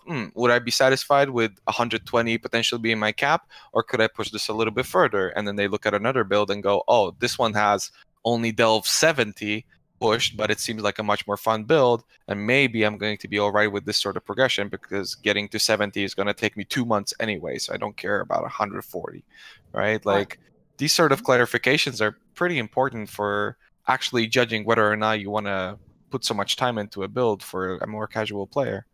I think I agree with you, Raz. And I imagine at a certain point, like beyond, I don't know, let's say Delve level 150, it just becomes EP waving after that. And it's like, there's really no point why anyone would want to go below this point. Like, at this point, it just becomes like, I just want to wave that EP around. I want to get on those leaderboards. Yeah, but you're also not just doing delves, which is kind of mapping, and you're not just doing bosses, right? It's not just a matter of saying, I killed Shaper, because you might kill Shaper, but what if you're getting 3 million experience per hour at 99, which means that it's really bad experience, right? But with this, you're dealing with all this diversified content, therefore it's easier for you to get into a build that will work in this environment, therefore can do both things. That's what I really like about this is like, infinite content is eventually going to push everything into like it's the real cream of the crop for like getting as far as possible. But Delve is also quite diverse. Some of it will be like a wave-based challenge at the end. Others will be like, how well do you survive the actual like monsters as you're progressing through the dark and all that. Others will be like, this is really good at snatching the loot off to the sides of it. Others will be like, occasionally you run into a boss. So there's a fair bit of diversity itself in the Delves. It's not just like, lining up against the exact same thing every time. This is Uber Elder, and this build does this and this and this. Like, the Delves themselves have quite a bit of variety in them, it seems. That is perhaps something I neglected to consider in my worry. It's just, and we've gone back to this comparison a few times, but since this content is in like its most basic precepts, so very similar to something like Greater Rifts, I worry most about a situation like what Diablo 3 has, where you have these groups that, and this is also will come about like whether or not group play becomes more important this league as a result of Delves, where if you're playing a build that's off meta in the slightest, they just won't play with you. They will refuse to have you join, and that really inhibits iteration on the meta. And I don't want to see a stale meta evolve in Path of Exile, because we've not had an opportunity for that kind of thing to happen yet. We've not had content that's so incredibly difficult that you need to play, because as Rai said earlier, like almost everything can be viable in the current state of the game, almost being the key word there. And we're going to be coming up against content where that will literally be impossible to keep as a truism. That will actually not be something that can be a part of the game anymore. There's no longer a static breakpoint, a static cap. And I mean, it's possible that there's some downsides to losing that, you know, everything is viable anyway, anything can do anything in the game. But I feel like that's heavily outweighed by the upside of like, hey, now we have some I'm content kind really of like faces a challenge and something really I'm kind of playing devil's advocate here. I don't want this situation to be extreme enough that happens really quickly, rather than just, you know, as an eventuality on floor 570. Like I want that to happen on floor 570 because I know eventually it'll have to happen. I don't want it to happen on floor like 30 because that would kill the league early, in my opinion. I think, well, because you had a lot of things you said there. One thing you need to consider is the survivability aspect as well. It's not all just going to be about like what skill you're using. It's going to be about how you build your defenses as well, which Chad's been saying a lot. If you need to survive like one shots and stuff like that to continue to play, then that's going to be really important. It's going to be like a bit of a gear check or build check. Tackling the group thing, I'm pretty sure groups are just going to go far beyond what any solo player can do. It's just a fact because of curses and auras and stuff like that. So yeah, and talking to what Ziggy just said, if there's a scaling quantity bonus or higher rewards for going deeper, that may be an issue as well with the build thing, like you were saying. If we get out of this, some people like grouping up again to, you know, curse everything down and debuff stuff and running Autobots and all that sort of stuff, and like that is necessary to continue progressing at a certain point. I feel like that's actually pretty exciting. That's some old school PoE right there, but in a cool new way. It's some like looking for group type of shit where it's just like you're no longer the guy who's playing a support that has nothing to do, but instead you've got all these people that now actually need a support. So yeah, support player life must be so boring right now. It's just like it's like I'm looking to make someone's clear speed a little faster. I have high move speed and I can keep up. Yay! Now it's like, yo, I'm gonna get you like 50 levels deeper. Let's go. Just to give you a bit of insight, like the number I quoted before, like you can like 10 times your damage with a cursor, but you need like crazy items like that. And you had Zeri's mirror, like all these marginal items suddenly become necessary to get to do the best. Which is really cool. And one of the big issues with Path of Exile right now with grouping is like the greed. Like, I want the loot, no, I want the loot. But if you've got a common goal of like pushing the highest like rank 1 leaderboard or something like that, that kind of goes away a bit, and you'll get that looking for group kind of thing, like Raiz said, where everyone's just like, let's do the best. I think there's 3 really interesting things to come out of it. So it will eventually become timed content. That's something you need to remember at the highest difficulty, because you are limited by fuel and you are limited by cart movement speed. So even though people often say like, oh, but Mathil can kill anything with like Ice Spear or whatever, you'll get to a point where you have to be killing at a certain pace to match the cart. So you'll have to have a build which has enough damage to some form of timer. Not necessarily. I think that's a problem, and what's cool about PoE is you can use solutions. Like maybe you stick a Taunt Totem in the shadows and they all just run over there and you can run off from them and stuff like that. Oh, so you're imagining like you just gather this like massive pack at the end and do like Abyssal Cry and then like pop them all or something. Yeah, I think what's most exciting about this league is at the highest end of things, you actually have to use all these tools that PoE is giving you to really solve these problems, and it's going to be, people are going to get really creative. Is this the league that Vol Lightning Warp and Vol Immortal Call died for?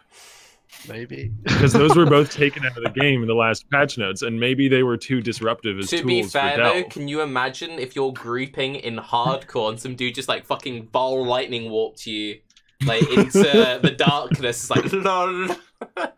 You just have these random like PK squads. But I also... Oh, go on. No, I was just going to say, with the whole meta thing, I think what you'll see come out of this is people will come up with a meta, like the top team will get the highest rank, and then the next team will be like, how can we beat that? And they'll come up with a new strategy. Like, my team's been talking a lot about Infernal Blow because it does percentage damage of the mob health and stuff like this. Like, there's so many different strategies. There's so much in PoE. But you also have to consider there's different challenges in there as well. Like, imagine like a level 150 breach. How's your group going to tackle that? Like, you're going to need like certain things to like do that. Like temp chains, enfeeble, all these things are going to be relevant. The other thing which I think is really interesting to consider about this is when it comes to balancing this, because you do need to balance it at some point. How do you then balance content in PoE? Because if you go from the mindset of, okay, let's say traps are too broken or Fizz to Ellie conversion is too broken, we'll bring everything up so now everything can do like the same Delve difficulty.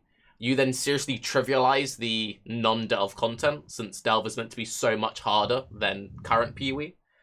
So it's really interesting how you actually keep that in check, where you choose to buff or nerf things. But it's a different focus because for mapping, you're not going to be running around with a bright beak in these yeah, delves. that's fair, I guess. So, and also what's really something that I'm most looking forward to, and a big part of the reason why I play SSF is because I'm constantly wanting to have that evolution of gear that's actually impactful.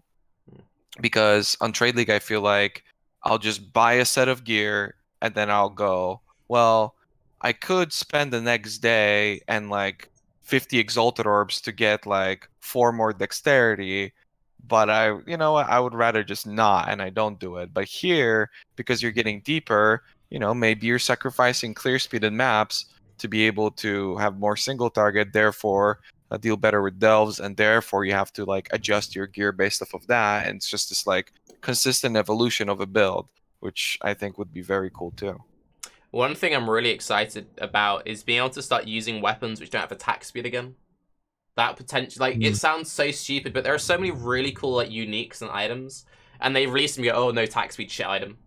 Like the new scepter they showed with the delve announcement, which gives you all the cool stuff based on your shield. You're like, oh, seems got a lot of damage, a lot of cast speed. Oh, it gives you like up to 500 ES. No attack speed, shit, never want to use it. Whereas now it's like, oh, you can actually use items now. That's cool. They released a staff that's like the biggest indicator of... There's more usability for staffs now, because if you're just trying to get to the deepest floor of the delve, then the clear speed in the delve only needs to be enough to keep up with it. Yeah, so that like stuff seems lightning viable. warp or staff leap slam, My mind's blown. that's not horrible. Though to be fair, you do have to keep in mind that since the delves are character based, as we established earlier, any character that you're trying to delve with does have to run the maps to get their self fight to go do the delve. So you want to like maybe have a weapon swap for fast mapping to get your soul fight or something. I don't know. Yeah, probably.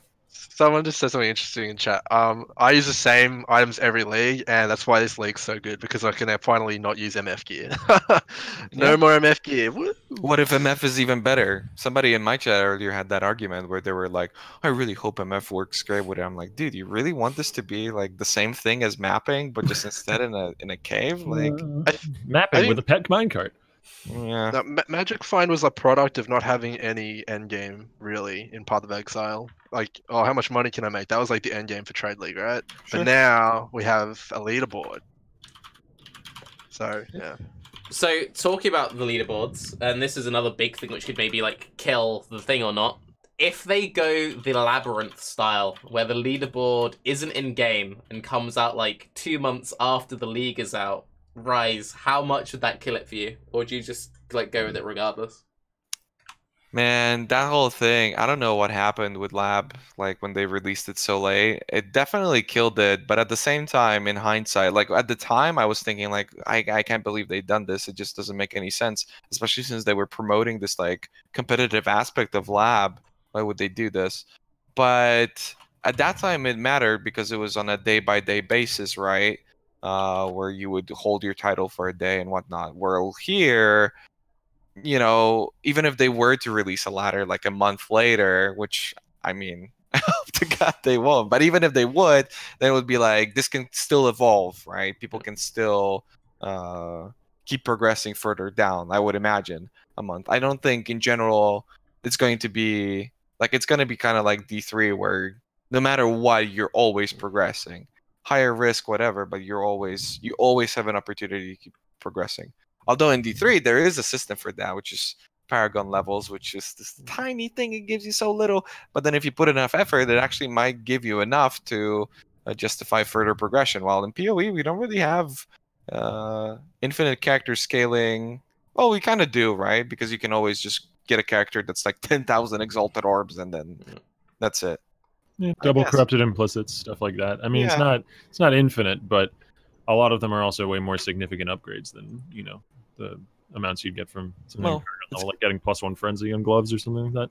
Infinite in a 3-month period, I'd say, because it's impossible to have like everything. It fits the time scale. It's not infinite, Yeah. but it fits the time scale. Yeah. But like, how important is it for you guys that the leaderboard is in game though? In game, Super. I don't think it doesn't have to be in game. It just needs to be available, in my opinion. ultra important. I would be cool with it, like also having announcements for the deepest delve reached. Absolutely. You know? I think that Maybe past a certain point, yeah. so you don't have an announcement for like delve 1, 2, 3, 4, 5. But even that's fine. I Like, mean, those that will will get done those within will the happen first, on the like, first week. week. Yeah. Yeah. So, and that's that's like the people reaching level 0 when they use the unlearn a level book or whatever that recipe is, or the people getting Leo's hideout for the first time. It's not that impactful, but everybody has a laugh and I moves mean, on. we show entries to side zones, like you know, we don't really care about that shit. I don't know what green cave. Yeah, I want to see whatever Ziggy as is. the first person to reach delve level 4 and then never say my name again. Yeah, I'm excited for that, man. Has died at rank 1, 10 of them, like always at the start. No, Ziggy has reached level 4, and it's someone who stole Ziggy's name just before the league started. Probably. But no faith. I think that'd be really good though, especially because you can then break it down like league type per league type, and it makes the sub leagues even more competitive. Because if it's just like on an external website somewhere, then you don't have that constant like reminder that it's there, because those people won't bother to check it. Only like the ultimate races will.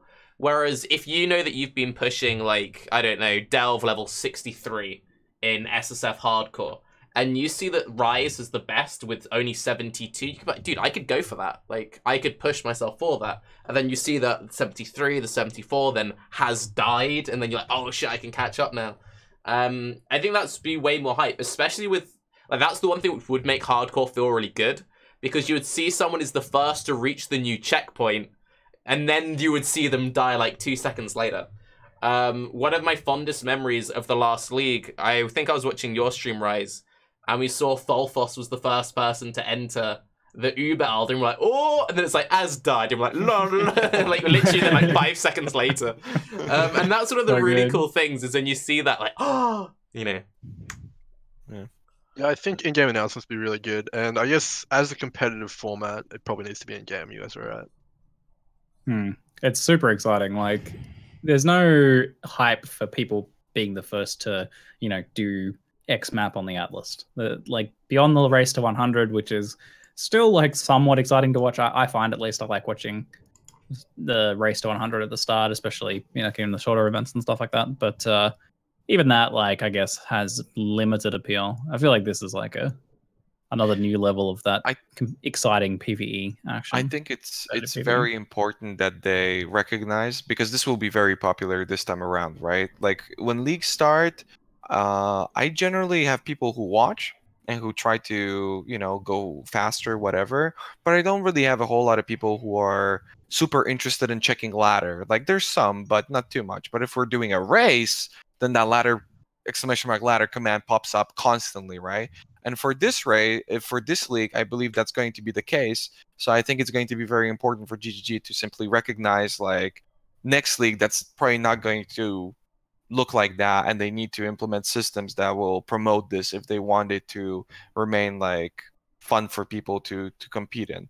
Because if it's just like a number on a website and nothing really happens, I mean, yeah, it's fun, it's an infinite dungeon, but everybody's doing it for themselves rather than doing it as a group, which I think, always promotes more time investment from everybody, right? Yeah. I also think, sorry, go on, Ziggy. Me? Yeah.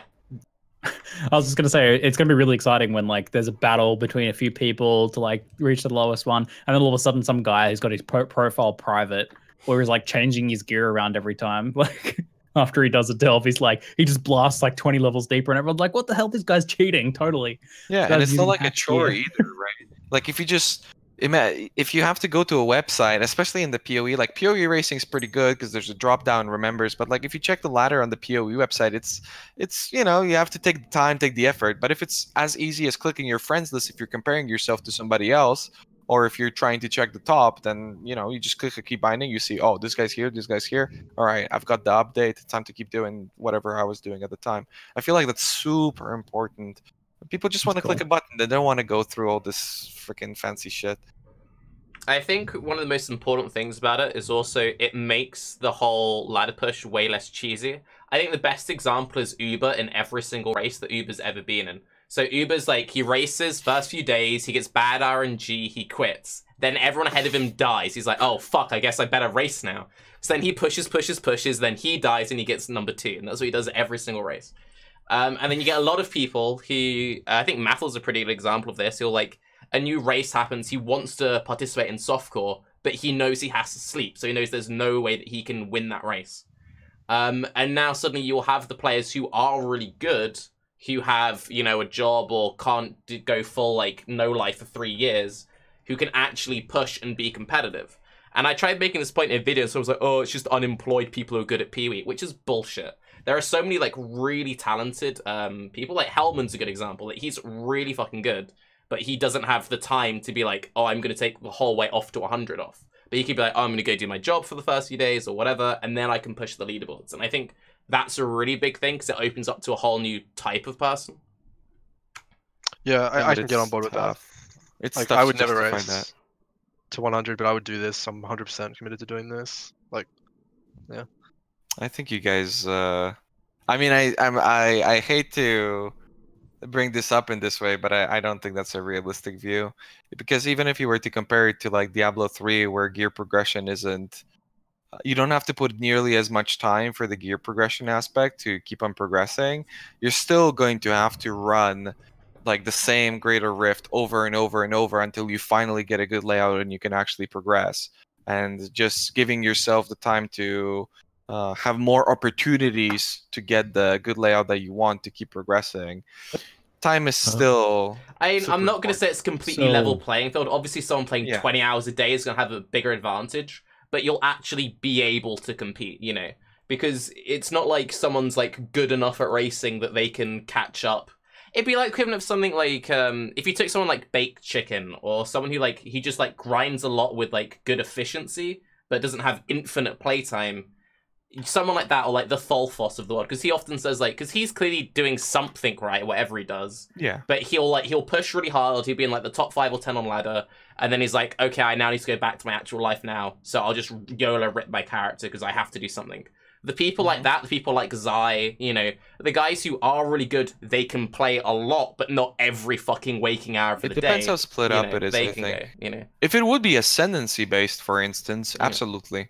If it's just like you're either rank 1 or you're shit, then yeah. But I actually really like the idea of it being ascendancy based, because that sort of addresses one of the concerns that I had earlier, which was that, you know, we get into this stale meta where it's you play this one skill or this one setup, and you don't have a real chance of competing otherwise. If you split it up into ladders like that, then, you know, if everybody's playing Ellie hit Scion or whatever, you just go play Berserker. And the #1 Berserker right now in Soul Stuff on Hardcore is playing Vol Fireball. You could just do whatever you want on one of the less competitive ladders, something along those lines. That's really cool. I hope that it and works. it's a that lot way. more I hadn't thought of diverse, that. right? It's not just everybody, whatever the example of KB earlier. It's not just everybody being KB no matter what. Unless there is a skill that's so powerful that ascendancy doesn't matter and it's still the best choice. Sure. But I don't think we're quite in a spot like that right now. Like, maybe with the right So gear. We're talking Go about ahead. the delve ladder here, right? Yes. The delve ladder. I don't understand what the time commitment thing is like. What you're talking about, like, it's nowhere near like what racing to 100 is, right? Like, I mean, you can get full like best in slot in like a week, and then just smash your face against it every night with your boys, right? Yeah, but if you smash your face against it for 6 hours and the other guy smashes his face for 12 hours, then how are you going to outplay the guy who does double the time?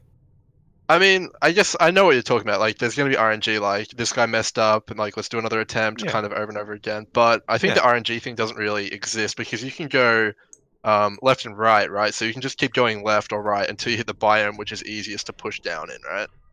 Oh, that's interesting. Yeah, There's sure. also the time investment though of getting the fuel to do that, which has to be considered. Like, if you need to go left or you need to go right, and it takes you half an hour to fill up your minecart again, that's another half an hour every time you have to find the right spot. I imagine at a certain point the fuel stops being the issue. That's stopping you from. Yeah. I would hope so. I really hope so, because I don't want it to be, you know, having to go and do your chores every half hour you want to play, basically. I'm worried because I don't think they're going to make it ascendancy based. I think that would be cool, but like, how do you manage ascendancy switches and whatnot? True. Hey, I'm rank Yeah. 1, and then some guy goes, well, now I'm rank 1 because I was rank 1 Necro, and now I'm rank 1 Occultist because I just switched my Ascendancy. I Maybe win. switching your Ascendancy resets your Delph. That would be a horrible idea. People would Whoa. hate that. They could just have it so that Maybe past a certain point. snapshots Oh, like okay. this checkpoint was done in this amount of time by this ascendancy. So if you then change it, Oh, like because yeah, because way there's better. lots of like smart ways around it, but then the question is, does GGG have this technology? So another really big point is like, will it have group or solo ladders? Like, I don't know if GGG has the tech to easily distinguish between the differences. And then like, are we talking like there's a solo ladder, then like a 2-man ladder, a 3-man ladder, then like a 6-player ladder? Like, how do you distinguish between a 2-man group and a 6-man group? And all of these things are really interesting. I think that needs to be there, personally. Also, my question is like, how do you deal with RMT? Like, let's say, like Empyrean or Cute Dog gets like What? number 1, and then some guy just RMTs to the top with mirror tier gear. Like, that sucks, man. That makes it very obvious. Maybe GGG is able to pay even There's a more way to special weed 'em attention out. to people who are like, this guy just jumped 40. Let's just get QA. Let's just get like the support staff to just quickly check into that one. I mean, honestly, I it's kind of jokingly, but I agree with Ziggy. They've had a lot of experience with this stuff. A lot of people don't remember this, but in racing, What was it, Kobe or something? seasons, no, not the 100 pushes, but the shorter okay, races. yeah.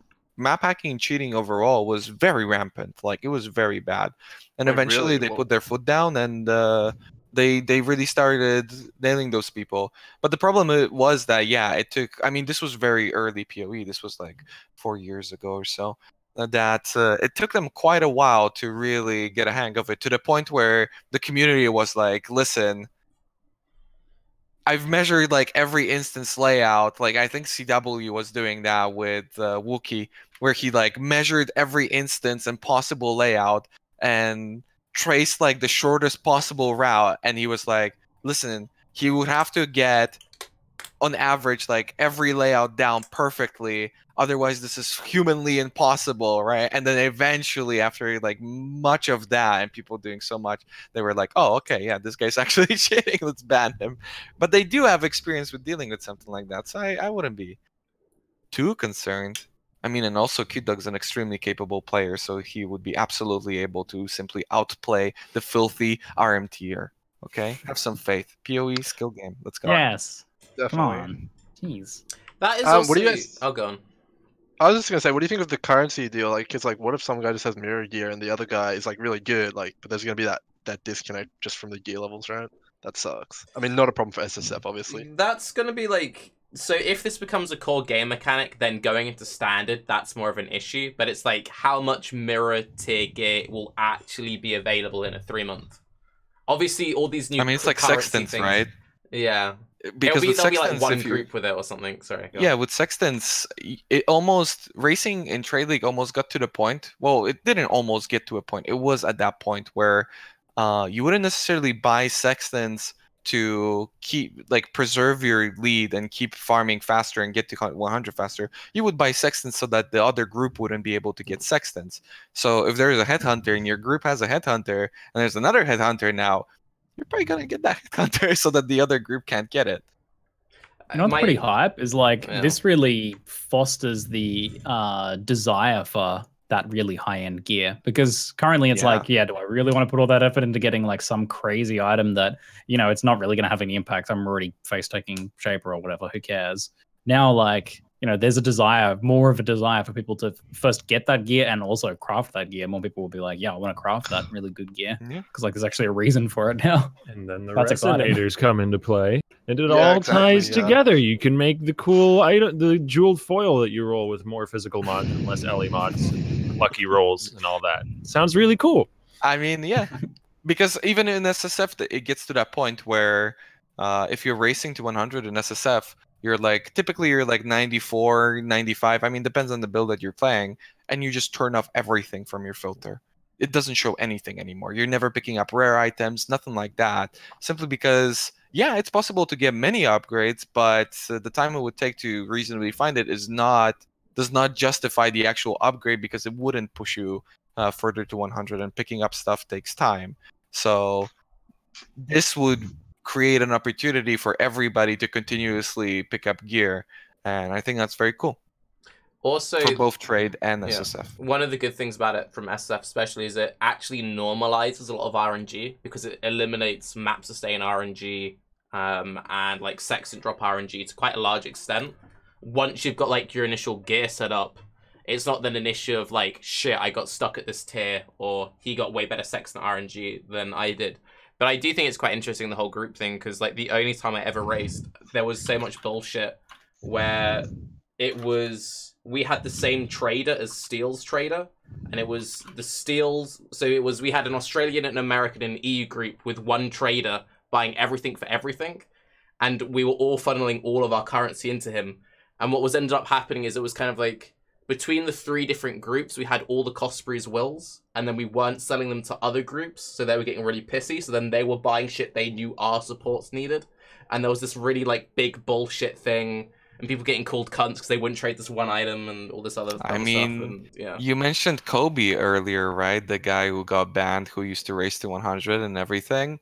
In the 2-week race, I was the first one, and this was a very proud moment for me, because I was the first one to kill at Ziri in the 2-week race, which was quite the achievement back then. And GGG tweeted it, I think, or something like that. Turned out, by the way, that Garatha did it 24 hours before me, but nobody saw it. But still, I was the only person, because he dropped something else, to have an at Ziri's promise. And it seemed that it's going to stay that way. But at the same time, I was pushing ladder, right? And so Kobe wanted to buy that at Ziri's promise, but I'm like, dog, you're my competition. I'm not gonna sell this to you. Why would I? And then, yeah, he got his buddy to buy it without me knowing, and I obviously currently so I sold it. And then he messaged me the fly. He was like, get fucked, dude. All this stuff. I'm just like, oh, okay. That's what we were doing, just making people with different names and hoping they wouldn't notice and stuff. Yep, yeah. Pretty much exactly what happened. So, yeah, I mean, as much as that was, that entire situation was pretty messed up, it was fun. It's a lot of drama. I like it. Backtracking back onto the whole group thing, Ziggy, do you know if there's any kind of limits when it comes to consumables like dynamites and flare? Is that like, could anyone in a group use it? Because then obviously you go from like having 10 cap solo to then 60 cap in a group or whatever. Honestly, I don't think so. Like, I don't know for sure, but each person has their own cap that's set based on the upgrades they've gotten, and they're actually an item that you you could purchase off Nico, or you can find them in the mines as well, I think. But presumably, yeah, a party will have more flares, and it's like a shot caller. Damn. You're gonna need a shot caller, like in racing. You say, you always in low level. Well, people don't really know, but in low level racing, you've got a shot caller where he's gonna be like, you do this, you do that. Now it's gonna be like, you throw this flare, and they're two dudes throw a flare at the same time. It's like, what the fuck you doing? You gotta really trust your team to venture out into the dark if you're not the guy who can throw flares. That's kind of cool. If you don't have the capacity to save yourself, throwing that flare, who was supposed to be saving the flares to get back? And nice. Entire party wipe. Rip. Does we've been talking about like parties a lot. Does everyone like kind of feel like partying is kind of what would be most fun with this system, or? I'm really looking entirely on the balance, to be honest.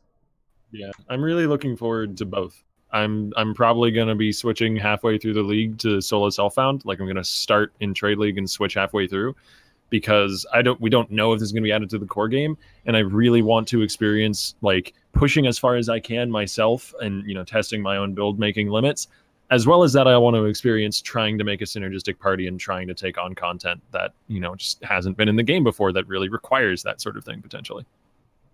Yeah, I think viewers could be kind of hilarious just as a streamer.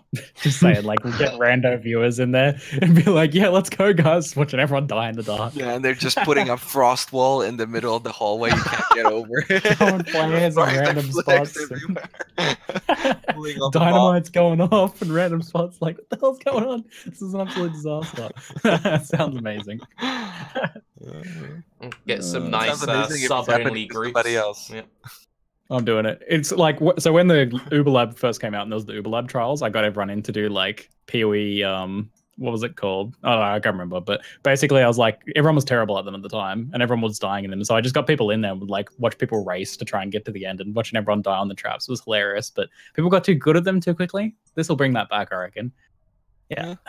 That's actually a fair point. One of my fondest memories was when they first brought out Lab. And you know when you're streaming, you level a new character and you're in trading, it's always like, hey, do you mind if I level with you?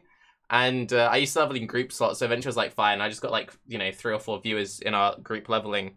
And when we hit prison and like half the group wiped to the first trial, because you had to do trials character by character back in the day. And then I was like, yep, got rid of those retards real quick. Let's go. Yeah, exactly. Brutal. Yeah, I think it could be a really interesting thing to watch on stream as well. If you've got like, I can just imagine like yous, like Rise, and like a bunch of other people in a group, and you're all like calling on raid shots and all that kind of stuff, like doing the highest delves and stuff like that. That'd be cool. I would really like that. Yeah, definitely a downside of SSF. I'll still try it out, SSF, but yeah, if there's anything to bring me back over to Trade League, it'd probably be some delve progression. Absolutely. Want to buy group SSF, please? This would be so good Please, in group group SSF. Yeah, Oh. it fits so perfectly.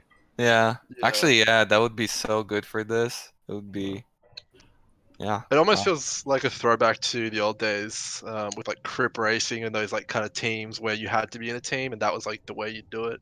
That was really fun to watch, like the drama between the teams and stuff like that, like you guys were talking about earlier.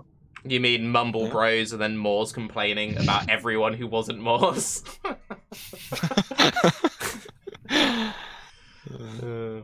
That's a simple but surprisingly accurate TLDR. Basically. So we've kind of already spoken quite a lot about the whole fuel and Azrite and the car AI stuff. So one thing which could be slightly interesting that I haven't spoken about before is, since there seems to be like this thing where we could maybe be in like too much mapping or too much delving, do we imagine this could ever be like reward-wise comparable to like MF burials or whatever? If as a baseline it's brought up to anywhere near that, then maps are going to feel incredibly unrewarding for the large percentage of the player base that doesn't play in that way. Like, it's easy to fall into the mindset that everybody MFs burial chambers and that's all you ever see, but really there's a large, like the vast majority of players don't actually do that. They get into maps, they complete their atlas randomly, and they do whatever maps they have at hand. And if you create a comparable reward without needing the investment of building an MF Wind Ripper Tornado Shot and throwing Sextants at your maps, then when you go back to just Alk and Run on your T6 maps or whatever, it's going to feel real bad comparatively. I think my answer to this is nothing will ever compare to it, just because you can stack Prophecies on and Sextants and be in a full group. But what I will say is that the Resonators probably are going to have a very large impact and going to be worth a lot of currency. Specifically, I'm assuming there's going to be an Exalted on one because it's an Alk and Chaos one. If you can like slam something, going to have a 100% chance to hit what you want. That's going to be worth like 20x or something like that, right? Mm-hmm. And Definitely that kind the of average... Sorry, go ahead. Oh, okay. That kind of specific to the delve reward that isn't like, it's that instant single rush of dopamine on getting it to drop. You know, it's not the consistent, every pack is going to drop 3 currency items sort of rewards that you're getting from MFing that will make for a baseline experience that just feels worse in maps comparatively. So you can still have very rewarding content and worthwhile content that's worth risking going for without having to break the whole Skinner box, basically. Yeah, different reward certainly helps alleviate that, but I definitely think that the average delve should be much more rewarding than the average map. I mean, simply Really? by the virtue of the fact that you are not going to be able to chain delves endlessly, whereas you I guess you have to pay basically can for it. do that with maps. Well, I'm not sure arguably about you that can't do that about maps either. I Not the map that you specifically always want, Yeah. right? T16. I mean, a Well, lot that's of why I people kinda said struggle the with it. average You map. can, but Map- Yeah. Maps do inherently lead into other maps, though, whereas delves don't lead into other... Well, maybe Yeah, they do. maybe. Maybe you You can are- get Sulfite when you're down there. Pretty sure you can't. Keep going. No? Just no? Azurite We have in mine. confirmation on It's that? a sulfite mine. It's an Azurite mine. Okay, if we have confirmation on that, then yes, you can't have delves lead into other delves. You do eventually need to come back out. I think if it's Breathe some of successful, that then fresh it air. will. Like if this league is successful, then they're gonna make it so that it's like a very alternative play style and just expand upon it further. That's the thing that's most scary about this. I've never seen a league in PoE, maybe aside from Ascendancy where they were releasing Lab, where I went, this has the potential to be absolutely game breaking, like game changing, because it's just so different, but familiar at the same time. And it's this like completely separate game mode. And it's just so exciting, but at the same time, if it goes bad, if this shit sucks, then we're never getting anything like this ever again, probably, or something that will be similar, but it will be dressed so differently that it won't resemble it in any way. So if you're like a fan of this, then yeah. And so it's so scary to me. And it's very important that this actually freaking works if it really is fun for people. Just to kind of go back to our earlier topic, which you had on here, Tarke, I think the only way it really fails is fuel and rewards, right? Like those are the main things that'll kill it. I don't think the tractor is bad. I think it looks fine, and that's it, in my opinion. You like escort missions? What's wrong with you? Huh? It goes so fast, dude. I bet you do Katarina missions. Yeah. How dare you? Get him. To be I don't think I've honest, ever I done really this. want the cart to be so fast that the number one complaint on Reddit is it goes too quickly, I can't keep up. These that was one close to of the fast. few times the Tarke voice is just perfect. Like, nailed it. I don't know if this is on the topic list. I don't think Just so. go for it, Sorry, man. maybe Grimro just say, because I'm jumping to another topic. Because I just want to say, just finishing up on the reward thing. If you've got a stacking quantity buff, I think that the mine's just gonna smash maps. I just kind of thought about that then. Yeah, possibly. Yeah, I don't know what the stacking scaling method is exactly. But Interesting to find that like, one out. you've got all the league rewards in there as well. You got like Harbinger, Abyss, and all this kind of stuff like that. It's just different rewards. It's like raw currency. You go maps and you do like monstrous treasure and Balwins. But if you want like unique rewards like resonators and league items, you go the mine. What's pretty interesting about like the point that Grimro said is like I agree that the main failing point could just be reward or the fuel aspect of it. Like, how are you getting in there often enough or too often, whether that's problematic or not. The really good thing about that is that that's super easy to fix, right? Like, if people aren't getting enough fuel and they're not spending enough time in delves, it's not that hard to just be like, yeah, make every node give you a little bit more fuel. That's super easy for them to fix, like, you know, a week into the league or 2 weeks into the league if they want to. If they want to. It's also theoretically very easy to add to. And I think that was the one real big failing point about Incursion for me, is when it was first announced, people were like, it's so modular. They can add to it so easily. And then they added 2 shit fucking rooms. And it was like, oh. Yeah. You nerfed Incursion by adding these rooms, which made the other rooms harder to get. Yay. That was a weird one, huh? Yeah. That was weird how they handled that they entire thing. They had a similar thing in Bestiary where they said at Bestiary release we're going to be adding a bunch of more recipes, and then, you know, I assumed at the time it was because of the backlash from the community that they only added like 4 extra recipes as the league went on, something along those lines.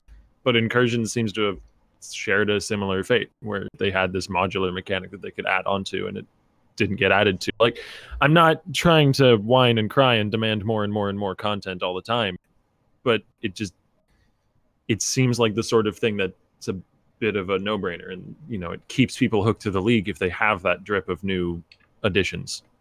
Yeah, and I mean, in general, as a content creator, you discover very early that it's better not to say anything than promise something that you can't follow up on. Yes. So this sort of stuff definitely There's leaves a nothing bitter worse than saying, oh, I'm starting a new series. And then you do like one and go, yeah, that wasn't really that great. And then for the rest of your entire life on YouTube, oh, Ziggy, where's episode 2 of this random playthrough of a game? You started a playthrough of Fallout 1 in 2012. When are you finishing dear it? God, yep.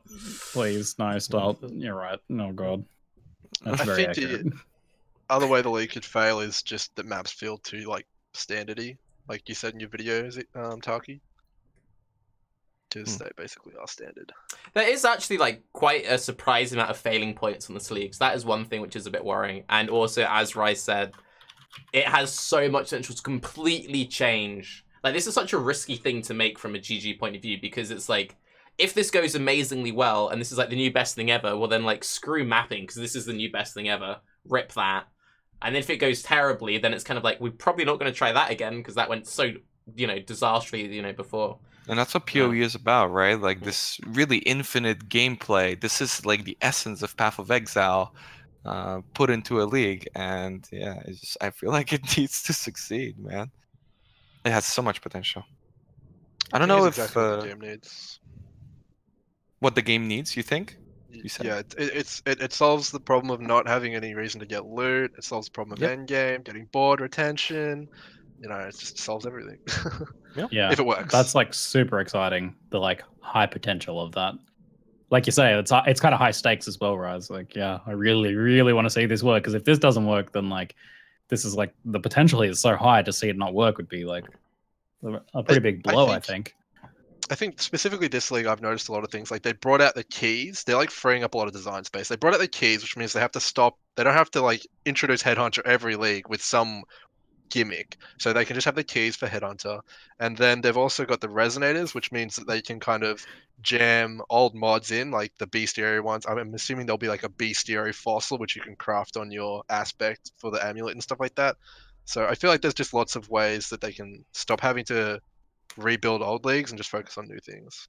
To be fair, the key thing, it's a very good point. I just want to clarify for anyone who didn't understand from the release, because I've had a lot of misunderstandings in my chat. It's not like old reliquary keys where it'll give you legacy versions of items. You're not getting 1,000 health cows out of this. You're getting basically just a foil version of a league specific item. So if you're getting a Headhunter out of it, you're getting a shiny Headhunter, essentially, that sort of thing. You're getting a shiny pair of bubonic trails, whatever it is. I do love how Reliquary is like, here's your way of getting your Headhunters, you filthy animals. Now we don't have to worry about it with the league mechanic. Like, how we fit Headhunter into this league mechanic. It's like, here you go. Take your stupid Headhunters, you filthy animals. How do we feel about the the handout something? Because I think Chris said like 1,000 to 2,000 hours, but 2,000 hours of what? Like 1,000 hours of Marty mapping or 1,000 hours of Tarke watching YouTube videos? Like, which one is it? Because there's such a big variance on that whole thing. I think it's going to be too much. I suppose that Headhunter's not going to be good as everyone thinks in the mine. I'll just say that. Yeah, for sure. And before Beyond mods, triple Beyond. Depends on what your goal is in the mines. Since the mine card evidently doesn't have a speed cap, you could like clear infinitely to the left or right in the mines, just trying to take advantage of a relatively lucrative floor. If you can find the right balance of difficulty and returns, that's kind of the sort of thing we'll have to see out of playtime. But it won't be good for pushing the highest tier delves, I don't think. Yep. Well, I mean, how much power do you realistically get out of the belt slot? You can use like essence crafts for like delirium essences for pen, I think it is, or you can use the Stygian vines. Pretty OP. That's very good too. But if you're doing party play, getting rare mobs buffs is ridiculously strong offensively and defensively, as well as in terms of clear speed. Like Headhunter's always been the most clear speed oriented item in everyone's mind, but it's also sometimes will give you 6,000 DS or a bunch of extra life or tons of extra max res. Like those are also incredibly powerful stats. You might not see as many buffs, but even just the individual buffs you get might still be worth it. Maybe Headhunter's still king. I've played a lot of Headhunters, and with one buff, it just feels trash, dude. It's not a terrible belt otherwise, though. Like, it's life, strength, dex, and extra damage against rare monsters, which once rare monsters scale up a ton is not terribly irrelevant. I think the point is that the clear speed meta is dead for the most part. Yes. No. Well, it's not. It'll still be alive in its previous capacity, but its previous capacity is less relevant. In the mine, it's dead. It doesn't possibly exist. I think Carv said it best in chat. High-level delves are only white and blue monsters. They could so easily do something so cheesy like that. Just like, oh yeah, there's only unique monsters once you get past level da-da-da-da-da. Or there's only white monsters, get wrecked. Just to address what Tarke said earlier, do you guys think that they release these sort of numbers on purpose where it's like, oh yeah, it's going to take you 10,000 hours to get this item, and the guy finds it and he's like, oh my god, I'm the best, I found this item, and GGG goes, yeah buddy, you're the best, like absolutely. Where they always release these numbers and every time they're just like, oh wow, players are finding so much more, you guys are so much better than we thought. Like all this stuff. I feel like they do that so consciously nowadays. So what? It's just like Bex running. Only the most handsome of PvE players will ever get this drop. And everyone's like, "Oh, I got it! Nice." Yeah. I didn't even I have think my it's gonna be- webcam turned on though. How'd they know? Yeah, I think it's gonna be dropping a lot more than people anticipate. I mean, how did they even calculate 2,000 hours, right? Like, they probably got average percent chance, monsters killed by average player, and then said hours, right? But if someone Average kills, like, player 40 gets to times, Brutus. I got it. Okay. yeah. I think you're gonna get heaps, honestly, but yeah. Yeah. Just to like clarify, I think that whole statement was retracted, so I don't even know if that's like really a thing. People So there's a few things because chat's been calling me out. It was like it isn't hours; it was 1 to 2,000 keys. But they also said it was like double the amount of time it would take in Legacy, and in Legacy the number was like 1,000 hours then. So I just like doubled that number. But yeah, apparently he said like 1 to 2K, but apparently that's also been retracted. So it's completely meaningless anyway. You know. Yeah, forget it. Yeah. Erase it from your memories. So I think that's mostly everything covered, so we can just sort of do like off-topicy things. One thing I'm personally very interested in, do you think this league will suffer because of the new WoW expansion? Because the timings are actually really close, and people joke, but a new WoW expansion is kind of a big deal, you know? Oh my god, I was on the biggest rant about the whole Azerite thing, and nobody got it in chat. And then I was watching your video talking, and you were like, "Dude, Azerite? Like, what the fuck?" I can't believe that they're doing Azerite. That's so weird to be me. fair, Azerite is a real thing the world people keep pointing out to. Yeah, but yeah, but but even like- so, it's still the same shit at the same time, you know? It's like the same thing Yeah. where people were like, "Oh, it's gonna be blue, so it's gonna be water." I'm like, "No, WoW's doing like Nazoth and Kulturas and all this stuff. Like, it's definitely not." And then they come out with Azerite as this like material that you're supposed to be gathering. Like, they could have went with, you know, something else. I think. Little weird.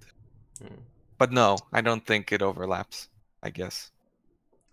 I know, I just think it's like the one thing is because if any league was ever going to compete like the most competitive kind of players, like the Diablo Greater Rifts dude, if anything was ever going to bring like someone like Quinn over and make him like permanent like PoE streamer and stuff, the fact that the raids, so the new WoW expansion launches on the 14th, and the raids unlock literally like 3 days into the new league, the kinds of players who they'd want to try and like hook into this system are also the kinds of players who are in like world first mythic guilds, like the Dat mods, the Quins. So I think it's actually gonna be like kind of more of a deal than people make it out to be honest. Maybe. Yeah. I mean, I'm playing both, so Whoa. Take it back. Rip. Show some That's commitment. not allowed. Take it back. you Illegal. can play. Take it back. You can play both. I mean, I'm Because, planning on as playing you both, said- to be fair, you know. Yeah, I mean, But like, I know that Like- lifting, for example, he said that he was going to focus mostly on. He might have changed his mind, but he wanted to mostly just focus on WoW. Same with Gazzy, and you know, there's a couple of like PoE dudes who are kind of just like, oh, I wouldn't really want to do that. Maybe this will change their mind because of how cool this looks. You know, but MMOs in 2018. I mean, Lol. this league specifically, if you want to be competitive, you don't have to like no life it, right? I mean, that's the whole point of Delve. Like, you can choose, I'm gonna push this weekend and try and beat the record with my friends, and you can do that in a weekend. Like, you could theoretically do that if you have the gear. That's the big point. Like, in my opinion, like getting the gear to be able to go for like a high rank is gonna be the hard part. Like, I'm pretty sure one of the best items for this league is going to be Indigon, and that's not an easy item to get, right? I mean, if you can only push the highest depths with an Indigon, that kind of sucks. And it'll be even harder to get going into Delve than it's been in previous leagues because there'll be more demand. Like in the past, think- there weren't quite as many people who needed an Indigon for the Exactly. content they were doing. Yeah. For instance, I don't know how it's going to work on SSF, but in Trade League, those items are going to be like so expensive. It's going to be ridiculous. It's going to be actually annoyingly ridiculous. Yeah, probably. I mean, it's gonna be necessity, so it has to be. But I really like what you brought up, Grimro, about how if you don't care about the overall leaderboard, that this is just another thing to give you that sense of progression that you can jump into and have some success or learn something new and then jump out, as opposite to the regular PoE gameplay where, yeah, you've got that sense of progression, but if you do 10 maps and nothing really drops and you don't care about experience, nothing really much happened. But here you've at least gathered information or possibly moved to the sides on your delve, so you're always adjusting your situation. So I thought that was pretty important to point out. And to be Yeah, honest, I think most players don't really give a shit about XP. Like once they reach their goal of 90 or whatever, it's kind of like, who cares, you know? actually, that's an interesting topic. Do you think level 100 is mandatory to be like world #1 in delving? I'm fuck no. Like the one passive point when it's the difference between like a level 70 character and level 100 character, sure, but the difference between like a level 93, those 7 extra passives are going to be what, like 2 joules? Is that going to be better? Yeah, but. Yeah, I think people are going to get like 97 because that's really when it starts getting hard. And then, yeah, you're done, so. I mean, you're still getting XP in delves. Who knows? Level 100 per spend build, sorry. Yeah. Well, maybe those things all the way down give a lot of XP, so you get to like 97 in maps because that's pretty okay. And then, yeah, you go all the way to 100. What if you can go 110 now? What if they make Paragon levels? Wow. Oh my god, Paragon levels confirmed. Holy shit. I think Paragon levels, but there's only 10 of them. You get 1 dex, 1 int, and 1 strength per level after 100, and there's only 10 of them. Brutus led sprinkler meta. Yep. is like, I mean, how many people here are actually going to try and go for #1? Like, it's a cool idea and stuff like that, but like, Raiz, are you going to go for #1? Ziggy, Octavian, like, are you guys going to try and push for it? I'm going to push. I'm going to go as far as I can. Yeah, I'm certainly going to go as high as I can. Most likely, I'm going to do my best. Yeah. I'm going to do my best. Do you kind of think that the allure of this league is like, oh, maybe I could be #1. Maybe I finally got a shot, but when that kind of fades away, it's like, well, no, actually, I can't be #1. Do you think that's going to like hurt the league? Possibly. I think it's pretty. I would think so. I mean, that always wears off a little bit. That allure wears off on people a little bit when they realize, like, oh shit, I'm like level 7. I'm 7,000th. You're like, oh, okay, rip. But I mean, if it does, if you can scroll down a decent way and see your name there in the top, 800, you're like, yo, that's kind of cool. I might just push into the top 500 if I can. That keeps a little bit of that's where like the ascendancy thing will come in though, because you might be like, I'm gonna be the world's greatest racer, then you realize actually I'm pretty shit at this game. Fuck. But they go, oh, but Berserker's open, so maybe I'll be like the 20th best Berserker in the world. Nobody's ever gonna say that. That's the big problem with PoE. Nobody's ever willing to admit something like that. They're just gonna go, oh, this fucking dude only does it because RMT, RNG, bitch boy bullshit, Hold my beer. If I wouldn't have a wife and a child, I could do this. At least I have a life. Yeah. I mean, you don't have to have infinite time though to do it, right? Like, as long as you can get the currency and the gear, you could theoretically go for rank 1. Yeah, it is much more gear intensive. I think so. Because a delve isn't going to take, days or weeks worth of effort to actually do the delve. That's going to take like maybe a few hours at most. So if you're prepared for it and you're able to get to the floor.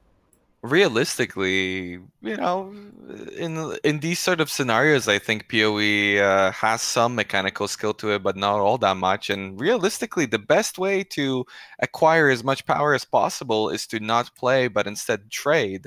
So these players who aren't necessarily mapping as much get to like a decent enough level, but this whole time they've been trading much more efficiently than the guy that maps more efficiently. And even if the guy who maps more and maps more efficiently, it doesn't really matter because the other dude has more gear, therefore he can do better delves. I feel like the Mathel effect is going to be really obnoxious this league. Oh, yeah. Yeah. Yes, it's going to be insane. I think one thing I would like to add, though, is that you don't necessarily have to trade. I think that crafting is going to be more powerful in this league than any league before. And I think due to the fact we're moving away from uniques, because rares give you more raw damage and you don't need unique effects like Queen of the Forest, I think rares are going to take precedence and you can make them yourself. Like, let's just say elemental hit stays the way it is. Like, the best bow is a +3 elemental hit bow, right? Or something like that. Like, you can make that yourself, which is pretty cool. Yeah. A lot of the cases you might have to make it yourself because the absolute endgame gear upgrade isn't going to be commonly crafted. We might see a bit more of that though, as people get more into crafting with resonators and needing to do it to be able to progress more efficiently. Just need that SSF Katarina level 8. Feels good, man. Yeah, it's Man. really the one time where I'm like, because of all these aspects that you guys are talking about, softcore is just so much more tempting. From I'm that telling you, point of softcore view. SSF. That's what I'm gonna go. I think. I think Yeah.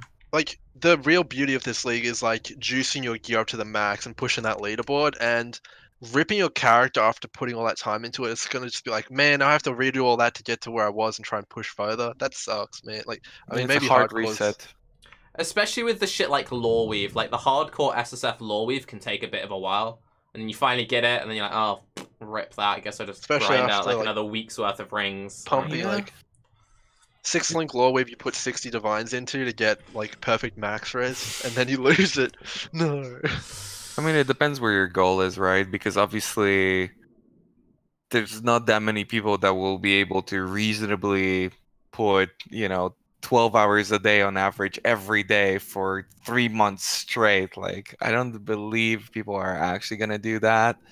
I mean, there might be a certain streamer that might do that, but everybody else is going to be more relaxed about this. So it's all about picking a goal where exactly you want to be landing and how far you're going to take it. And on hardcore, I feel like, and if you die, then it's kind of, oh, it's over. I'm going to focus on something else and just casually continue to do this thing.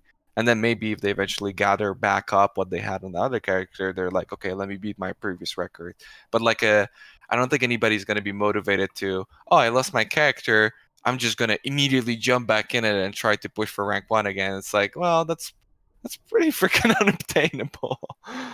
Yeah. I think mean, another really cool thing, sorry to cut you off, that we've kind of all like glossed over, is even without the leaderboard thing, the fact that there's like, I reached checkpoint X, it gives you bragging rights over like your friend group. Like, and if you imagine like back when you're in school or something, and you've got like your 4 friends who play RuneScape with you, or WoW, whatever game it was, for those guys who are like 12 now who play PvE, like, dude, I got checkpoint 63. What did you get? And then like, if your favorite streamer is Ziggy and Ziggy sat on like 82, and then one of his mods is like, yeah, well, I'm 83 now, Ziggy, you suck at this game. Start throwing out the gang signs and shit, you got this. I think can see that. what this feature could really bring is that sense of community to competitiveness again. Like, I like tune into the 100 race like a lot. Like, I used to watch a lot of it back in the day. But what really is disenchanting about the whole affair is it's mainly only hardcore, and when someone dies, the race is over, right? Like, if it's like a 1v1 between like Ziz and Steel's group, and then Ziz dies, it's like, well, I mean, Steel won, right? Instantly. That's kind of a Yeah, bit. but that's trade league Well, right Steel now won anyway because he's better than Ziz, but sorry, what were we saying? Whoa. But that's trade league racing in general now, and that's why it's evolved. And trade league racing doesn't really exist on hardcore anymore. People don't do it. Everybody pretty Yeah. much transitioned to the dark side now. So I think it's just a natural.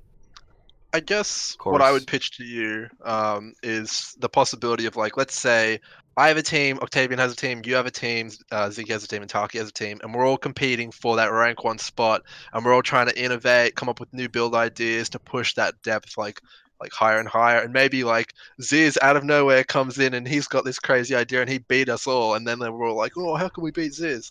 I think that kind of competition is something that you just won't get with current racing. And unfortunately, I don't think you can get that on hardcore either, because if someone really tries to push it, they die, then that kind of like is gone. So It does I don't know. kill the team racing, yeah. Absolutely, yeah. Also, can from see like a content creator point of view, this is huge because like I don't know if you guys feel the same, but it gets really boring making build guides now because it's just like PvE's so far developed. It's just kind of like, yeah, do you really need the exact same guide, like the same Sunder guide that's been the last 20 leagues? But this opens up like a whole new avenue of like guides and strategies. So even just from like the content POV, that makes that side of things way more interesting. Then the more active people are on YouTube, then the more buzz. Like there's lots of like inadvertent retention things which actually get seriously buffed by this kind of a system, which aren't as obvious, and that I think is huge. Yeah, I mean, that's always been the disadvantage that Path of Exile has had from a content standpoint compared to a lot of other games with a more competitive bent. You know, the longevity of something like Hearthstone or League or something along those lines is very much in the fact that it's a player versus player thing, and so there's constant evolution of the meta because of that. Whereas in Path of Exile, you were coming up against the same challenges regardless of the build, and so eventually the perfect build, or you know, as close to what the community can conceive of as the perfect build to fit those challenges, gets made. And then the other content you have is doing weird meme stuff that you know isn't going to be the next big thing. And eventually with Delve, we'll probably run up against that wall too. But it does give another well to draw from, basically. Mm-hmm. Yeah, I think you nailed it. And I think PoE's a perfect kind of like sandbox for that because there's so much options in the game already. So like throwing a system like this in there and saying, okay, everyone fight for number one and see who can come up with the best idea, and then constantly like fight each other for the best idea to go further is really cool. And what are you saying? It goes even further than that because Path of Exile evolves so much league to league that, yeah, what worked this league might not necessarily work next league, or might be completely different because of this new unique item. And now all these strategies go out the window. And instead of people getting whatever floor 108 now next league because of power creep, which typically is a bad thing, kind of, depending on where you've got your balance, will now be like, oh, now we can get 115, and this is actually feasible. So I think that really utilizes the constant growth of Path of Exile, and that's just super important because everywhere else it's just like, oh, I got 15% more attack speed, and now I go zoom harder. Like, really? Yeah, I think from a viewer's perspective as well, I know you do a lot of casting, Ziggy. I don't know, it's kind of more exciting to cast something shorter and more action-packed, in my opinion. So I don't know, maybe you could have a delve race where you get like 3 teams of 2 and you'll like pit them against each other and like see who can get the debt like furthest down or something like that. I don't know. Need spectator modes. Yeah, something like that. But I guess circling back around, this only works if you're playing on non-hardcore, because if someone in the race died, then their character's dead and they're basically disqualified from like any sort of event. Oh, dude. But spectator mode so if you're doing a delve, right, and you're doing it with 5 people on softcore, for instance, or even on hardcore, whichever, right, and you're just doing the delve and one of you guys dies, then he just goes to town, right, and he can't see the rest of it. But with spectator mode, you can watch your buddies like in a battle royale and see whether or not they finish. And it's like watching either a battle royale, or if you're watching your raid and you died, right, and WoW or something like that, and you can have that follow-up. I think that would be super exciting, like whether or not these guys can get to the end without you. We actually had spectator mode in battle royale, didn't we? Mm-hmm. Yeah, I mean, it was not what sort I'm of. It was like, for, but but like if you died in the run, being able to watch the rest of it. Because I vaguely remember, I was doing it, and one of my friends was in the same group as me. We were in the last 3v3. Then he killed me, and then I was like following him and the other dude and seeing who was gonna like come around the corner first or whatever. So that was pretty cool, and also it'd be quite easy to do as well. Like because you could just, if you wanted to, you could just latch the camera onto the cart. As like the most basic thing, just like the camera just follows the cart. Yeah. And it wouldn't be the best, like you wouldn't see the side stuff, but it would be something, you know. Yeah, it'd be nice. I think like if you want to really get into it, like I think teams are where you'd really do it. Like I could imagine nothing more fun than watching Rise and like I don't know, like Ziz in a duo versus like Havoc and Steel or something like that. Like face off. That'd be so fun to watch, in my opinion. Yeah. Well, I think and that in would be terms, very cool. like from a diversity point of view, the more players you add into a group, the more like flexibility you have, because you have like 3 passive skill trees, 3 sets of gear. You can do like some really crazy stuff. So it's like team comps. You guys getting me excited. I was more excited about the graphical stuff and all this. I didn't want to put too much thought into it just because, yeah, it has so much potential, but also such a high risk of failure. But now I'm looking forward to it even more and more by the second. I mean, I'm with you, Rise, on the graphical improvements. By the way, yeah, those graphics. Oh my god. The scorching ray lighting up the ball looked fucking good. That looked really good. And I saw that, I was like, oh, Cluster trap firestorm traps. Yeah. How bright can we make green? Really looking Magma forward to doing that Sarah Shard's Magma Orb build. Just like. But also for dude in chat saying scouting would be OP because you could scout ahead. Not if it's locked to the cart, you couldn't scout ahead because you'd be fixed. And not if it's pitch black darkness and you can't see anything. Well played. Oh, mate. There's some like fog in front of you and behind you, and to the left and to the right. So if you just keep that in mind, there's some. Watch fog out there. for the dark; it's gonna get you. What if you had two teams in the same delve dungeon and PvP was on, and there was two carts, and you had to fight each other where it intersects? All right, calm down, Team mate. Alliance. Yeah. Okay. I have TF2 payload in Path of Exile. I have a side topic. Full Go for it. credits to Value DD, who posted this on Reddit. I don't know if you guys have seen it, but it's an idea to make all Forsaken Master crafts available at all levels, but instead, every time you get a level, the craft gets cheaper. So, for instance, if Elrond costs, I think he gives an example. Oh, okay, that makes sense. He says level 7 instead of level 8, then it costs 4 Exalted Orbs rather than 2, right? What do you guys think? Because for me, leveling Masters is like absolutely awful. But if I can just toss money at it instead without having to worry about it, I think that'd be pretty cool. Yeah, it's one solution. Yeah, they have confirmed, I'm pretty sure, that the 3.5 patch is a master rework. So Yeah, Chris said something on Reddit about it. but they actually they have that system in the favorite game I like to mention, World of Warcraft, where they recently changed it, where it was like if you're an alchemist, for example, you could make all the flasks, but the more flasks you made, then like the less materials it costs to make them. And yeah, it's a good system. It rewards the people who want to do it. So, you know, if you're the kind of guy who would always rush Masters 8 to sell that crafts, people will still want to do that because they also have the cheapest craft. So even if you're paying them a tip, it'll also be cheaper than doing it yourself with your level 1 Katarina or whatever.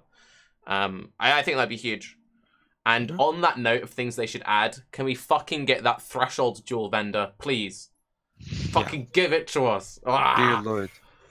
Golems, by the way. New Golem amulet. That golem amulet, it's like pretty good in my opinion. If golems were good. Really? Is it like pretty okay? I had this pretty fucking good if dude golems message were me on Twitter within like a minute of the thing. I was like, "Oh, Tarke, have you seen the new golem amulet? Do you think it'll be any good for golem builds?" I'm like, No, I think fucking it's hell. good for lightning arrow builds. Yeah, I think it's gonna be really good for Spectre trappers. You know, it's just like you fucking nuns. Ugh. Toxic. All right. That's good. Good stuff. Darky, professional outro, please. One time.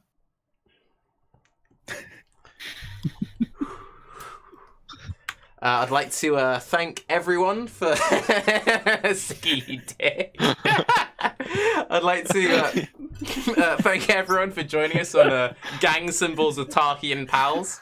The new Delve expansion is launching on the 31st of August. And also thank you, Bex, for sitting in chat answering all of our questions. Octavian, where can people find you? I am on Twitch at twitch.tv/Octavian0. That's the number, not the word. And on YouTube, you just type into YouTube, Octavian Path of Exile should come up. And Grim? Yeah, just on YouTube, just Grimro on YouTube will get me, but yeah. Ziggy? I think I have a Bebo account, if you want to find me on there. That's I a Bebo. I don't even know what that is. That was like really old impressive. school, like social media. I think I had a Bebo account when I was like You don't have 11 Bebo? in school or something. Yeah. You guys went on Bebo? Wow, losers. Yeah. All the cool kids are on Bebo. You got me. And Raiz, what about you? Where's your Bebo account at? I don't have a Bebo, but yeah, RaizQT on Twitch, RaizQT on YouTube. And that's pretty much it.